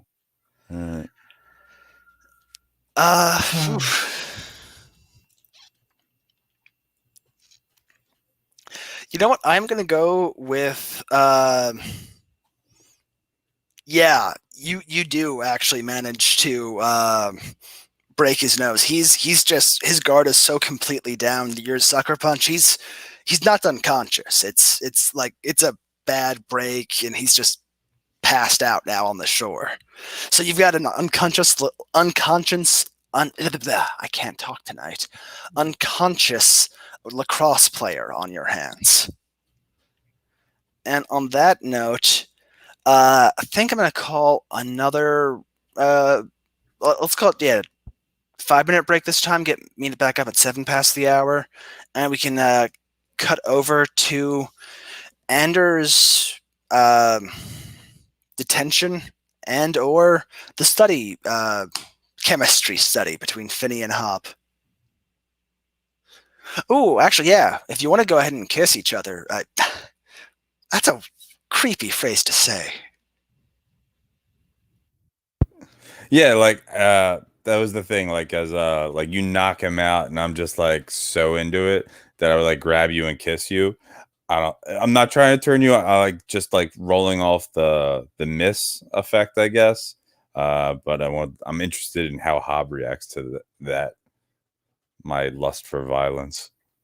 I think at this point, like the adrenaline is pumping so hard after just getting beat up, and I don't think I even saw like a lot of what you did with him. So I'm thinking maybe I did some of that. And yeah, I think I definitely just returned the kiss, and I'm just like, kind of like a little embrace. You know what? Yeah, Katerina, go ahead and take a string on him. I think Okay. that's a good idea.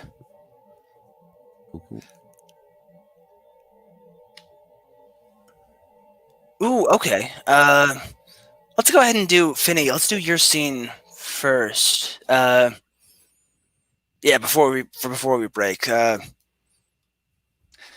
I think it'll be really quick. And if you don't mind, I'll just like hard frame something real quick. Absolutely. So we established that this place has a little bit of a bizarre architecture thing going on, like things don't quite line up. So while this is like happening, like 4 stories up in the bell tower, like Finney is like looking down, and like the whole space is like filled with like orange sunsetting light. And I'm watching this, and then out of the shadows, like Eliza pops up, and like I turn around, and I was just like, "You've caused quite a bit of trouble today." Okay, yeah, maybe things are a little out of hand with Percy, but I'm done with him now. Well, I can't say that it hasn't proven entertaining to watch Hob take care of your mess. Right. Hob got involved with that pissing match. I'd forgotten about that. You forget a lot of things, Eliza. And then he closes the distance between them and locks eyes with her, and uses my mesmerize power. So when you stare at someone without blinking, roll plus hot. All right. Oh my god, it's a 7 or it's an 8. Wow. Okay. So basically, on a 10 plus, they would freeze up until I hold blink or someone touches them, and afterwards they don't really remember anything unusual.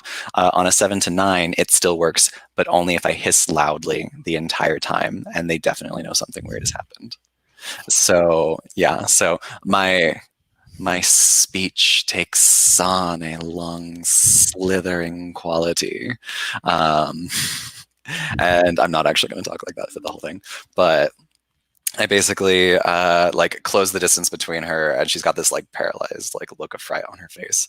And I say, Eliza, that's not why I called you here. And what you were probably hoping is also not why I've called you here. I need to hear about how your father plans to vote on the latest legislation in the state government.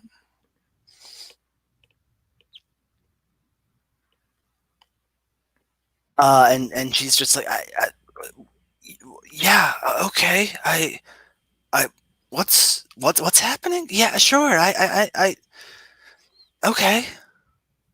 And I like rattle off like a bill number that has some like extra shady shit going for it. And basically, I'm just like, I know that you read your dad's emails, so I need to know who's paying him to vote that way. And yeah, she's just gonna kind of dazedly mutter off like, "Oh, it's this lobbyist who's called in some favors and offering a lot of money and things." Yeah. So I smile at her, and then I, like, with my eyes still locked in, I get like super close, and I'll just be like, I'm sure that this is the beginning of a beautiful partnership.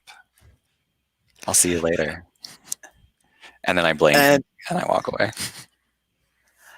I think just as you do that, you see like a hint of fear like enter into her eyes. As yeah, she got in over her head really quickly today, twice. So yeah, that's kind of what I wanted to do. I just wanted to see if I could like drag that out of Eliza to give it to my father later on. I think that was good. Okay, I'm gonna call that 5 minute break now. Yeah, and we can go back to Anders' detention.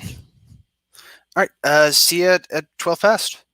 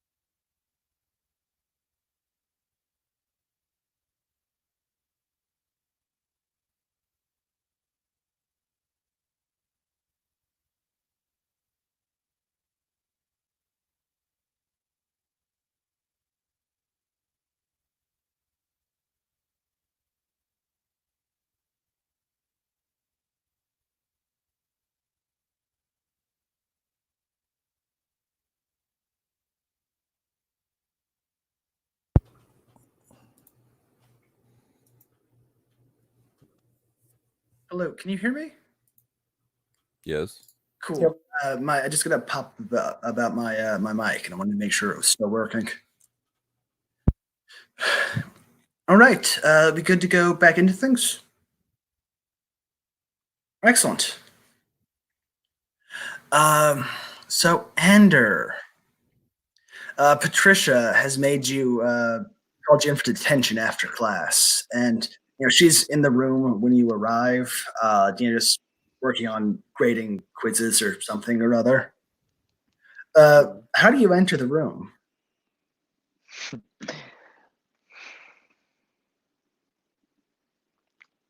I think just quickly. I think I come in quickly and I sit like in the desk, like right in front of her desk. We're gonna look at each other.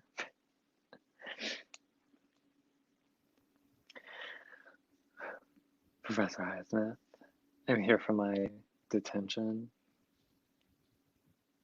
If you forgot, it's fine. I can go. No problem. Sorry, my audio cut out for a second. Yes, yes, Ander. Yes, I'm glad you're here. Yes, come on in. Um, am- nice comment, Finney. Glad you could be here. Ander, I can't help but feel that you're not taking full advantage of your opportunity here. Well, I mean, it's school, Professor Williams. What opportunities are there? It's school. It's okay. Admittedly, I realize that this isn't, probably most kids' favorite schools. They want to, be somewhere you can go to concerts or movies and theaters or things. I, I mean, that's what kids are into, yeah? And she's not that far out of college, but you get the sense that when she was a kid, she didn't know what kids were into. I, you know, I- we have fun here, Professor Williams. It's not like we're all just sitting around like dying of boredom. Well, you should be doing your homework. I look at this. Have you seen the school's library? You could spend a year just going through every book. The credentials. You could make your future here. I would have killed to get into a school like this when I was your age.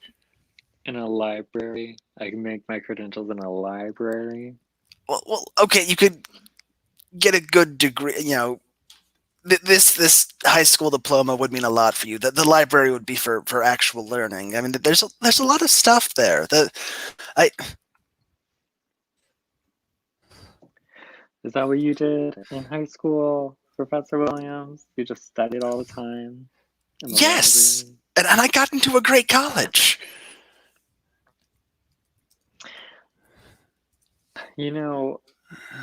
And I like get up from my desk to like lean forward onto her desk and say, Professor Williams, I think there's like a really great like field study opportunity for you. I could show you like some parties tonight if you want. That sounds like you're trying to turn her on a little bit. Yeah. It's probably like a little like fixing her collar, leaning into her.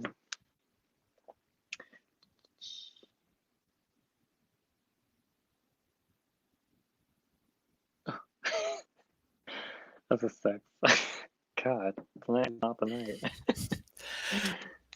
Kind of glad because I had a good consequence lined up for you. So you stole your Fey gift thing. Who'd you steal it from? Oh, that's a good question. Who did I steal it from? Trying to think of how macabre I want to be. Maybe there was like, this was a few years ago. Maybe there was like oh, I'm gonna go real dark. I think that I had like a friend, maybe like a best friend or something, and it was something like I found out they were like a changeling or whatever. And I think, I don't know, we were like playing or something. There was an injury, and I think it was something that I like saw. I somehow got like a taste of it, basically, and I think it like is sort of an addiction. So I think I killed my best friend and took it from them. Sad. That's Did it. you? So if they're your best friend was a changeling, did you ever learn much about their fae parents? No, I think I had no idea. I think I just thought Okay. they were normal. Yeah. I think as you're there putting your moves on the teacher, you suddenly get sort of like a tickle at the edges of your senses, and you kind of feel like a fey presence, something like what your best friend was, but bigger and more powerful. And yeah, it's just sort of you don't quite feel that like eyes on you right now, but it's drifting around. It's rooting around campus. Oh, it's around like it's just in the area, not like in the classroom. Like, Yeah, it's just sort of in the area. okay, interesting. Yeah, I think I like catch my breath and how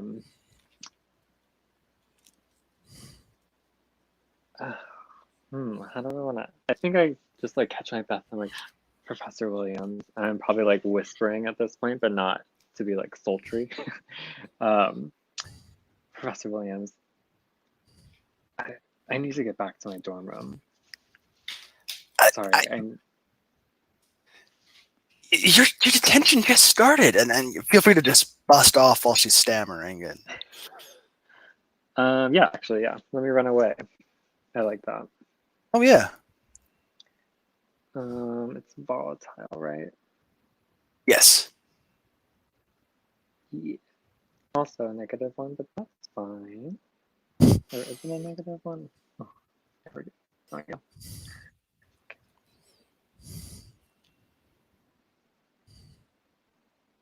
Oh, a 9, finally. Okay, get away, but choose one. I run into something worse. I cause a big scene. Or I leave something behind. Oh, I'm gonna run into something worse. Give it to me. Huh? So you're running away from the Fae, I think. Actually, are you running away from the Fae or from the Miss Patricia Williams? Yeah, just the teacher and detention. Like my goal is to get somewhere safe. I'm presuming my dorm room is safe for whatever reason. So just to sort of like isolate myself from that like sort of Fae presence I'm feeling everywhere.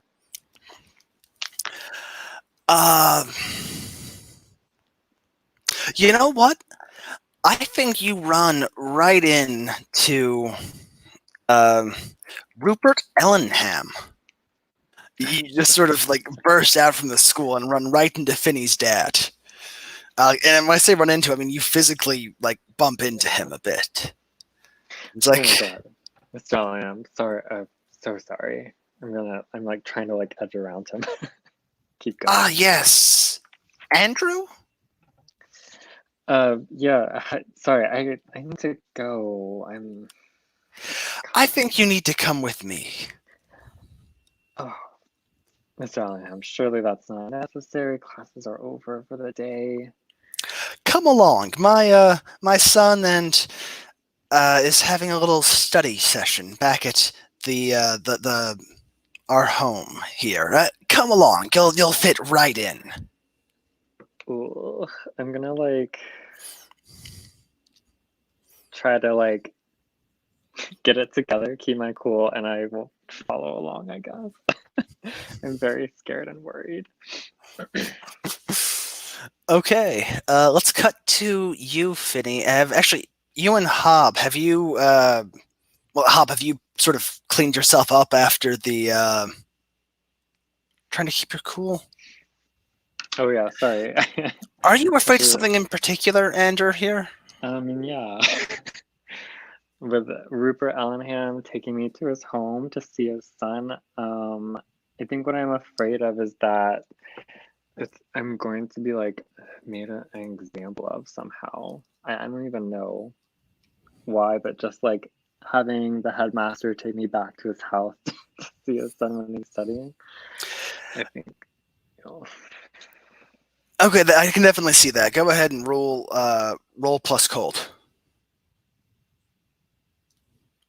Good catch, Joe. Yeah, thank you. A 6. Oh, I think, yeah, Rupert just sort of puts a hand on your shoulder, and the fingers have distinctly like iron bar grip down. Like this is stronger than a human should be, and basically drags you along with him. Also, there's that whole mesmerizing glare thing. So You know what? Rupert would That's go ahead really with good, that. actually. Yeah, that's a better move. Yeah, I think that's a nice move. Andrew, he just locks eyes with you, and the whole like, "You're going to come with me now." Good idea. So, Finney, I think, have you and Hop met up for your chemistry session studying? well, I guess I want to know if Hob has cleaned himself up or not, because like there's definitely like that scene can go one of two ways depending on whether he shows up at my door as a mess or whether he's put himself back up together. Yeah, I think he's a mess. Cool. So like you like knock on the door of the headmaster's residence and like Finney opens it and like steam just rolls out and he's like in a towel and he like smiles at you and then sees like you're beat up and he's like his like smile just falls. He's like, what the hell happened? Well, I mean, you remember, Percy said he wanted to fight, so... Are you kidding me? Percy did this? Well, I mean, shoot, if you think this is bad, you should see him. He's Come kind on of all bloody. Come on in. Let's get you cleaned up. And he like takes you to the bathroom and like still in a towel starts pulling out like gauze and like rubbing alcohol and stuff and like starts to like immediately starts to like tend to your wounds without actually technically asking if you're okay with that. Yeah, and I think Hob just kind of stands there like dumbfounded, like just kind of watching what you're doing, but totally going along with it. Just keeps stammering about like, well, yeah, I mean Percy, he attacked me first, and then I had to hit him. I hit him real hard in the face, and Katerina was there, and Why they were was just Katerina watching. there? Audience. So you like to be watched? Well, I mean, we ran into each other, and I was like, hey, there's a fight that's going to go down. I'm about to whoop some ass, so if you want to watch, come with me. And, that's how it happened. He like pours a little bit of the rubbing alcohol and like dabs it on your knuckles and like very tenderly. So yes, I am doing that healing move. Oh shoot. Yeah, is there still like some of her lipstick on your lips? Yeah, I mean, I didn't clean up. Oh. So if she's wearing lipstick, then yeah. Okay, you know what it is actually? Like I take like a napkin, or not even a napkin, I take like my thumb and I just like wipe it away off of your lip and say, that's better. And that's a turn someone on roll. It's definitely a turn someone on roll. Let's see here. Okay. Reroll. That's a 10. So when you turn someone on, roll with hot on a 10 up, gain a string on them, and then they choose a reaction.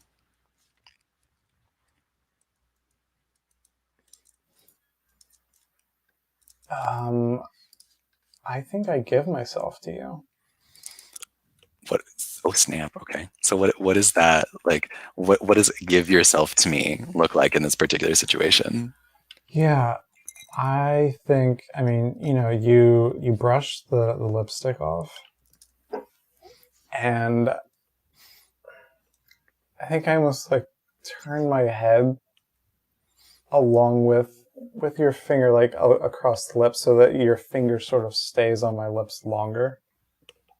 And then kind of just, yeah, I mean, yeah, I'm kind of feeling better already, and do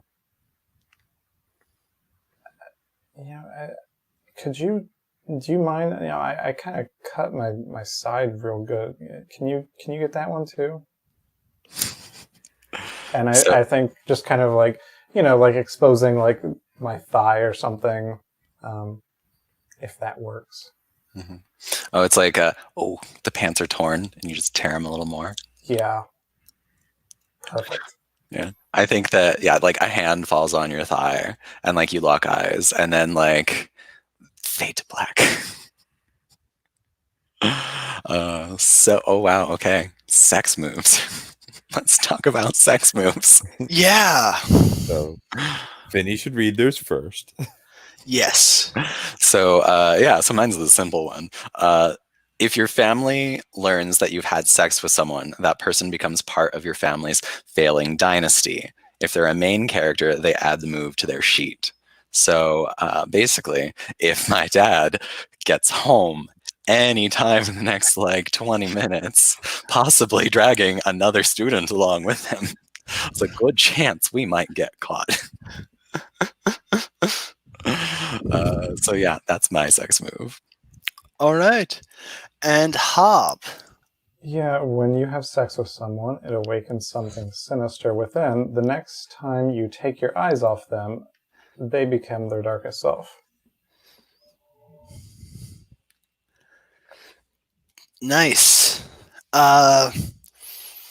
So as we too bad, Andrew.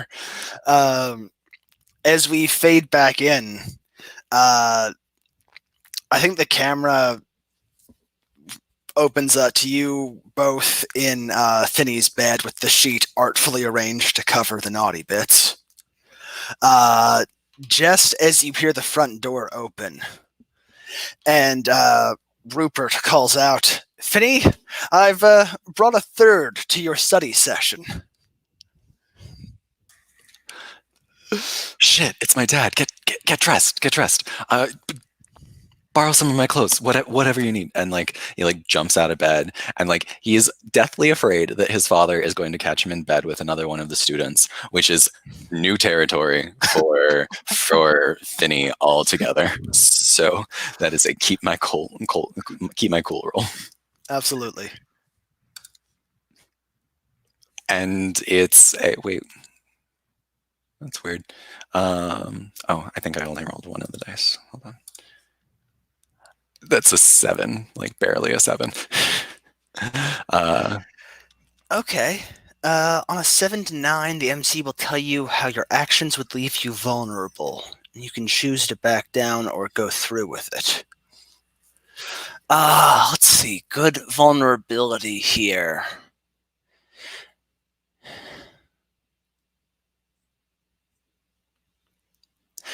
You can hide that you hooked up with Hob, but he's gonna have to there's no way he'll be able to get the dressed and hide everything right away. So either Hobbs going out the window and running away before your dad gets here, or your dad finds out. Okay, well, Hob is injured, and I want to be gentle with him, and also I'm going to prolong my darkest self as long as possible. So, we have a whole nother episode for that. Yeah, so I think what's gonna happen is just like I do the calculation in my head. I hear like my dad like coming down the hall. I mean, healed is it's an arbitrary CW kind of healing, but like he's still got like his bruises. We still hurt. He's like my precious cinnamon roll. So yeah, I think that like it's because I hesitate. It's because I don't know what to do. And in that moment of hesitation, the decision is made for me. And the door like flies open as like we're like pulling on like underwear. And Rupert, with Ander in tow, so he probably gets an eyeful of this too. Rupert just stands there, and his eyes go from you to Hob, and just like back and forth, like clothes on the floor, bed rumpled, and like, we will have words. That's where I get it. My dad's happiness.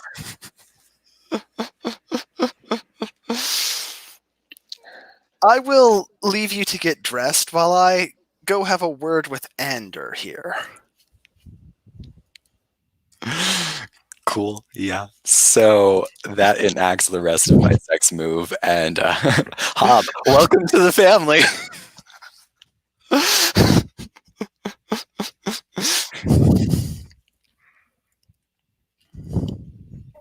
So, Finny, what do you think we should tell him? What, that we were like studying anatomy flashcard style? Like what do you think we're gonna tell him? He knows, Hob. He knows.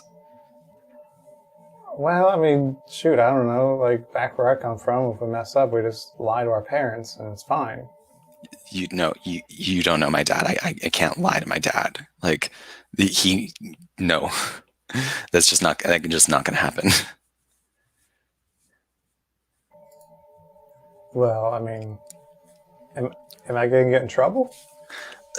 No. My dad is old-fashioned, but old-fashioned in ways you wouldn't expect. So I'll take care of it. Don't worry. And then like I kind of actually like lean in and like give Hob like a comforting kiss. Like I was like, no, it's I'm gonna take care of it. All right. I mean, I'm here. I guess I'm here if you need anything. It's like, yeah, let's finish getting dressed and then we should probably go downstairs. So while that's happening, Rupert is gonna bring you aside, Ander, and just sort of stand you in a corner of his study while he makes himself a drink.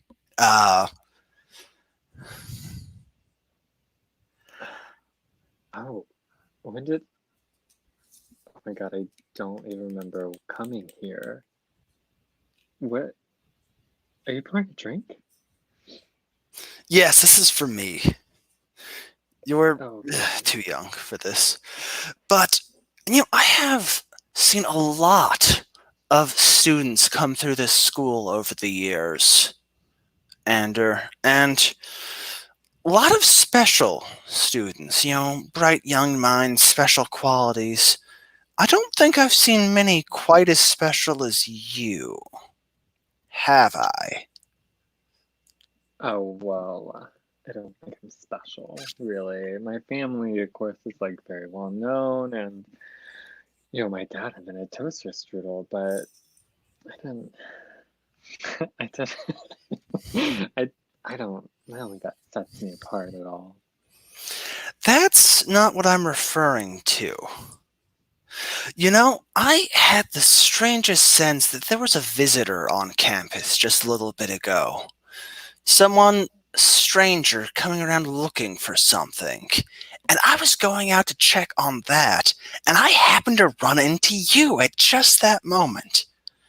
I can't help but think that that stranger was looking for you. Oh, well, I don't know what to tell you, Headmaster Allenham. If there are people in the school who didn't register as a guest at the front desk, I don't have like a word study there, so I don't know anything about it. It sounds like you're trying to keep your cool and, not Yeah, reveal that he's... Yeah. This whole conversation, I'm sure one long extent to keep my cool. I think what I'm afraid of is that I don't think I'm picking up on any of this space. I'm not making that connection, but what I'm afraid of is that he's going to like accuse me of something that could get me thrown out of school, right? Or like he's just gonna expel me more directly. And roll with my favorite stat. Let's see if I get a level up.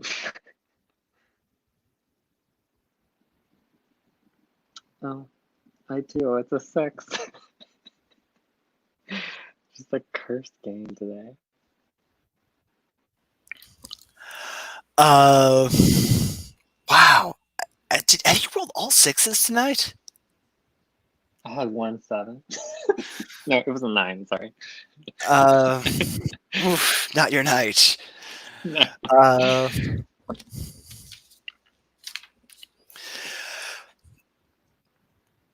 Yeah, Rupert like slams his drink down, grabs over and like grabs you by the collar and like, listen, you think you're the first Fae to try to pass himself off as a human in my school? I do not know what you're talking about. Listen, I've got my eyes on you, okay? And I'm not going to let you just sweep in here and take some of my students off to Neverland. Not without a fair price. You want one of my kids, you're going to have to pay for them fair and square.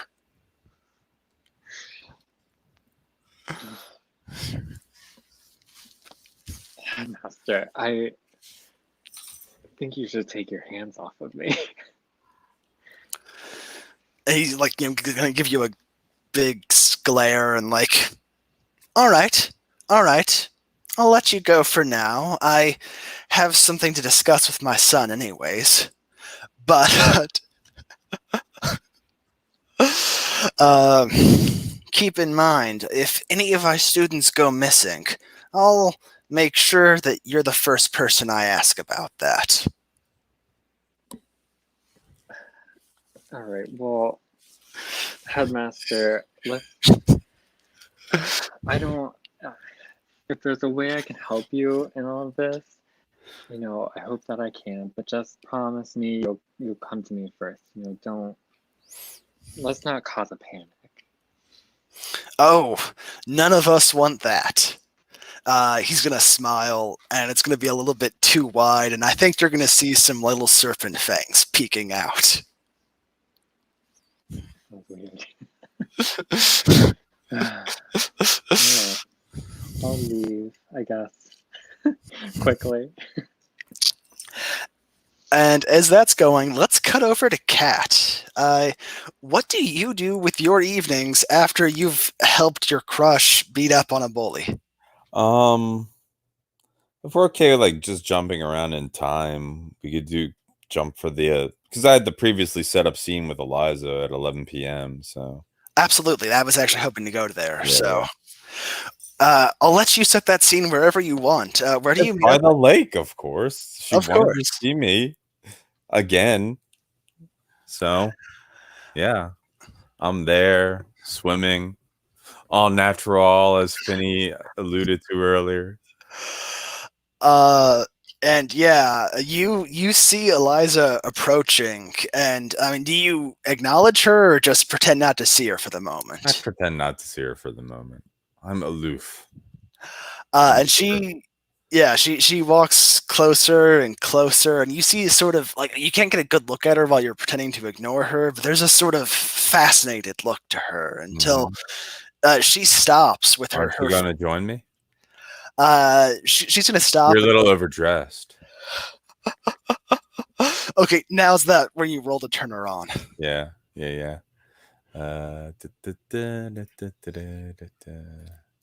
My numbers. Click the thing. And since I'm in the water, yeah, I'm showing her my true self again, like even more so. So, all right, there's a 12. Nice. Okay. Choose your options. Let's see. I'm gonna take a string on her and give her the fascinated condition. Okay. Yeah. And you didn't even she's gonna give you what she thinks you want, anyways, even though that's not part of this move in particular. And Totally. and Read off the sex move, I guess. not quite yet. But Okay. she's gonna like drop her purse phone by the shore and just strip with this sort of not like in a sexy way, just gotta get these off as Yeah. quickly as possible with She's- this just and she's gonna like walk into the shallows, like waiting towards you. And it's just earlier when I saw your face, I could see it. I could see it, the depths of the water, so dark and cold that the sun has never reached them, and the end there. I saw the end, how it all ends, the perfect beauty of the cold and the depths and the way it all. I need to see it again. Oh, honey. Such sights I have to show you.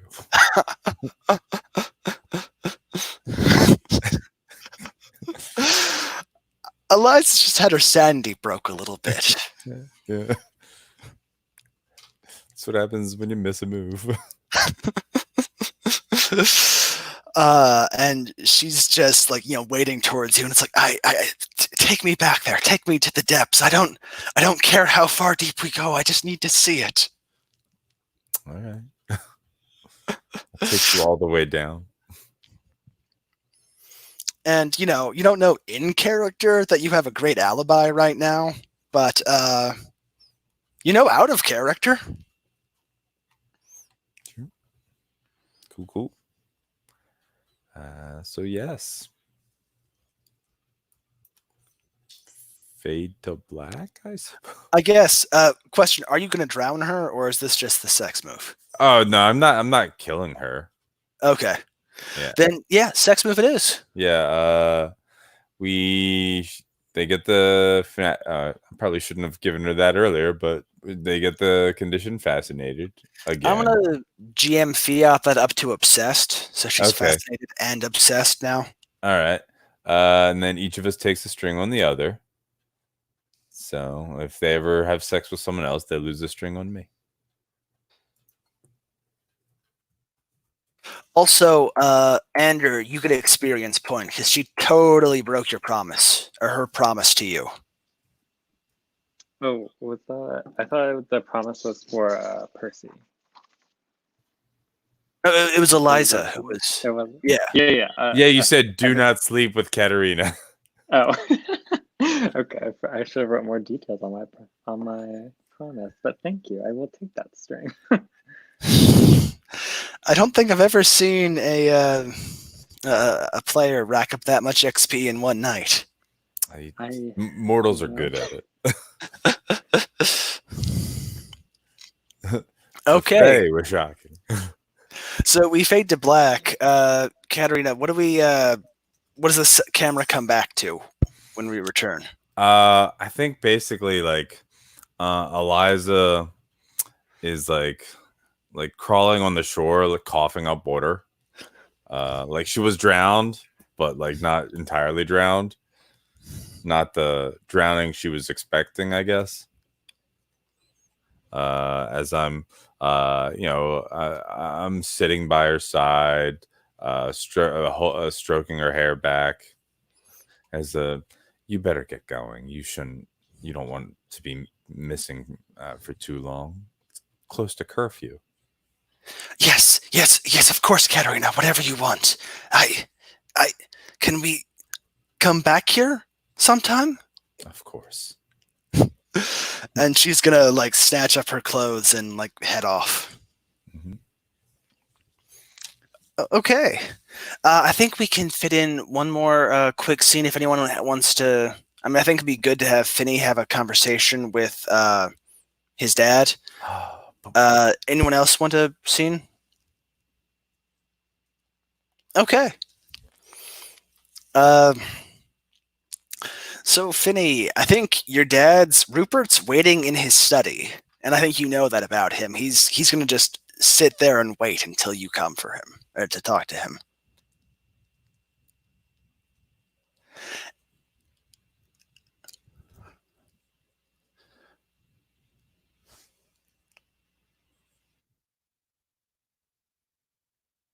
You're muted.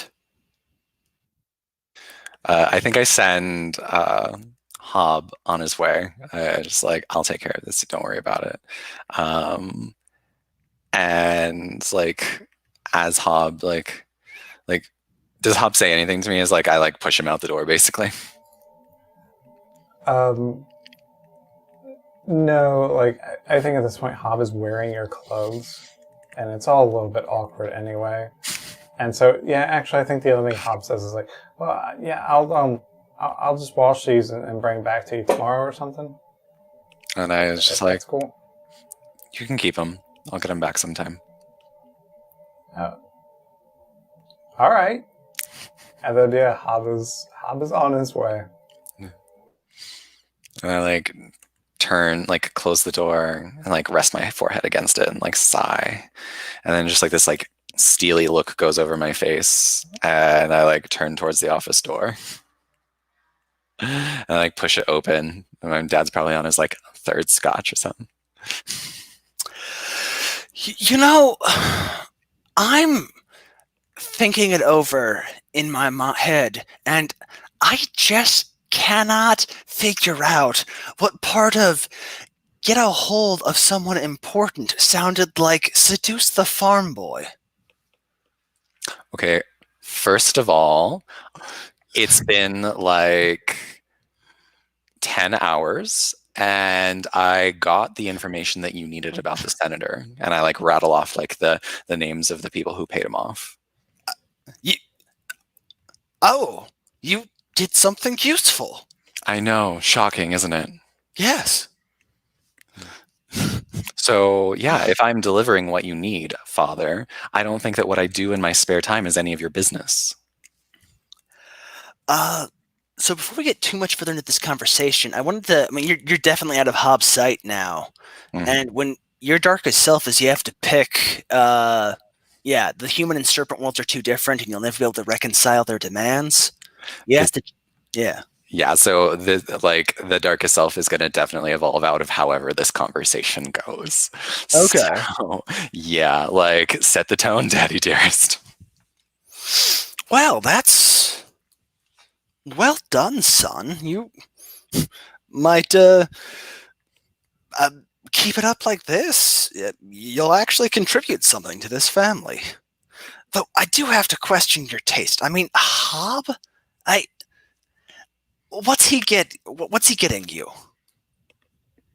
What is he getting me? Like, Father, everything isn't transactional. Everything isn't about what you can get from someone or what power you can exert over them or how you can better advantage yourself because of someone else's folly. Maybe Hob is the only person in this whole damn school who doesn't care that I'm an Ellingham, who doesn't care what they can get out of me. Certainly, I know that's shocking for you, who never saw me as anything more than an asset to be wielded. So he's naive. That is not what I said. Yes, it is. I'm like trying to keep my cool right now. I'm just like, do not pop off at my father. Do not pop off at my father. Yeah, so I'm afraid that like my anger is going to get the best of me and I'm going to like hit my dad. So go ahead and roll for that. Yeah. Keep your cool. It's okay. I don't know what's going on. They both spun, but it's saying a 2. So it's a 7 if I 4 and 2 plus my 1. So yeah, we'll say it's a partial success.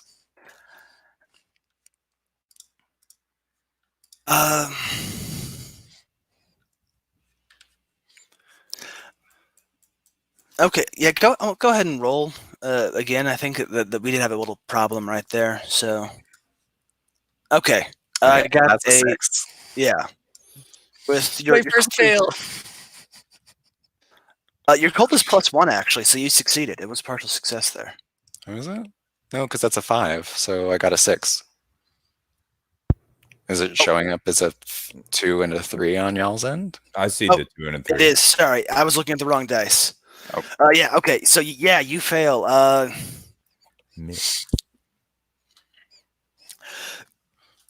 Yeah, you take a swing at him, I guess. Yeah, so it's literally like he says that thing about Hob being naive, and like I walk over to my father and I do that like the chuckle, kind of like looking away, and then like sucker punch him. So, which do you think would be more fun, genuinely hurting him or just provoking an emotional response? I genuinely have no idea. Like, I'm trying to think what would happen if Veronica like punched her father or something. That's basically what's happening here. Well, he'd wrestle Archie, but It's like, I'm gonna throw your boyfriend in the ring. It's fine. I think he's just I think I'd take him by surprise. I think that this has never happened before. Okay. Yeah, he's just gonna like stare at you like he's never seen you before, and I really, really, this is why you aren't the heir. Wait, what do you mean? I'm not the heir. I'm the firstborn. It's always I've always been the one who's gonna take over the family. Yes, but I mean, Ferdinand's a child, and he still outperforms you in literally every way I can think of. I got the senators, like the people who are paying off the senator. And that's why I'm going to let you continue to live here. Okay. Shit. Okay.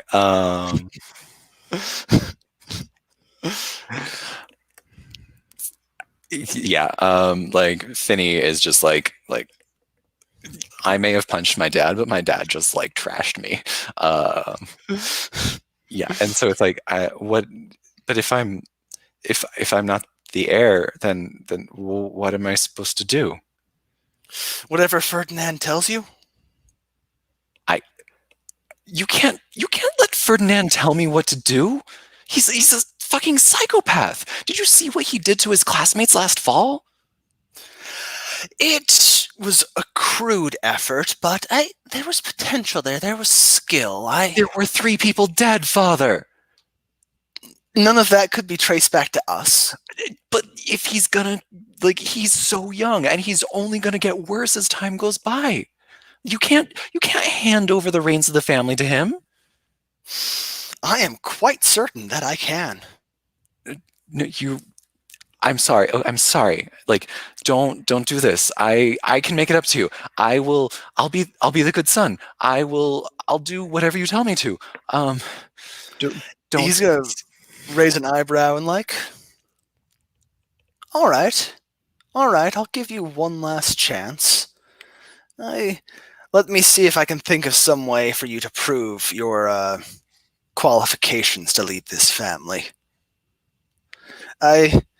Go off. I'm sure you have things to take care of. I certainly do. Are you dismissing me? Yes. Oh, okay. I guess I'll go to my room now. Yes, that's good. That's good. And he's just going to turn his back to you and start going through some papers. I think as I do this, like I blink a couple of times and like the camera zooms in on my face and my irises like go from circular to like they contract into like a slit, like a snake's eye. And like these like tears start streaming down my face. Nice. So,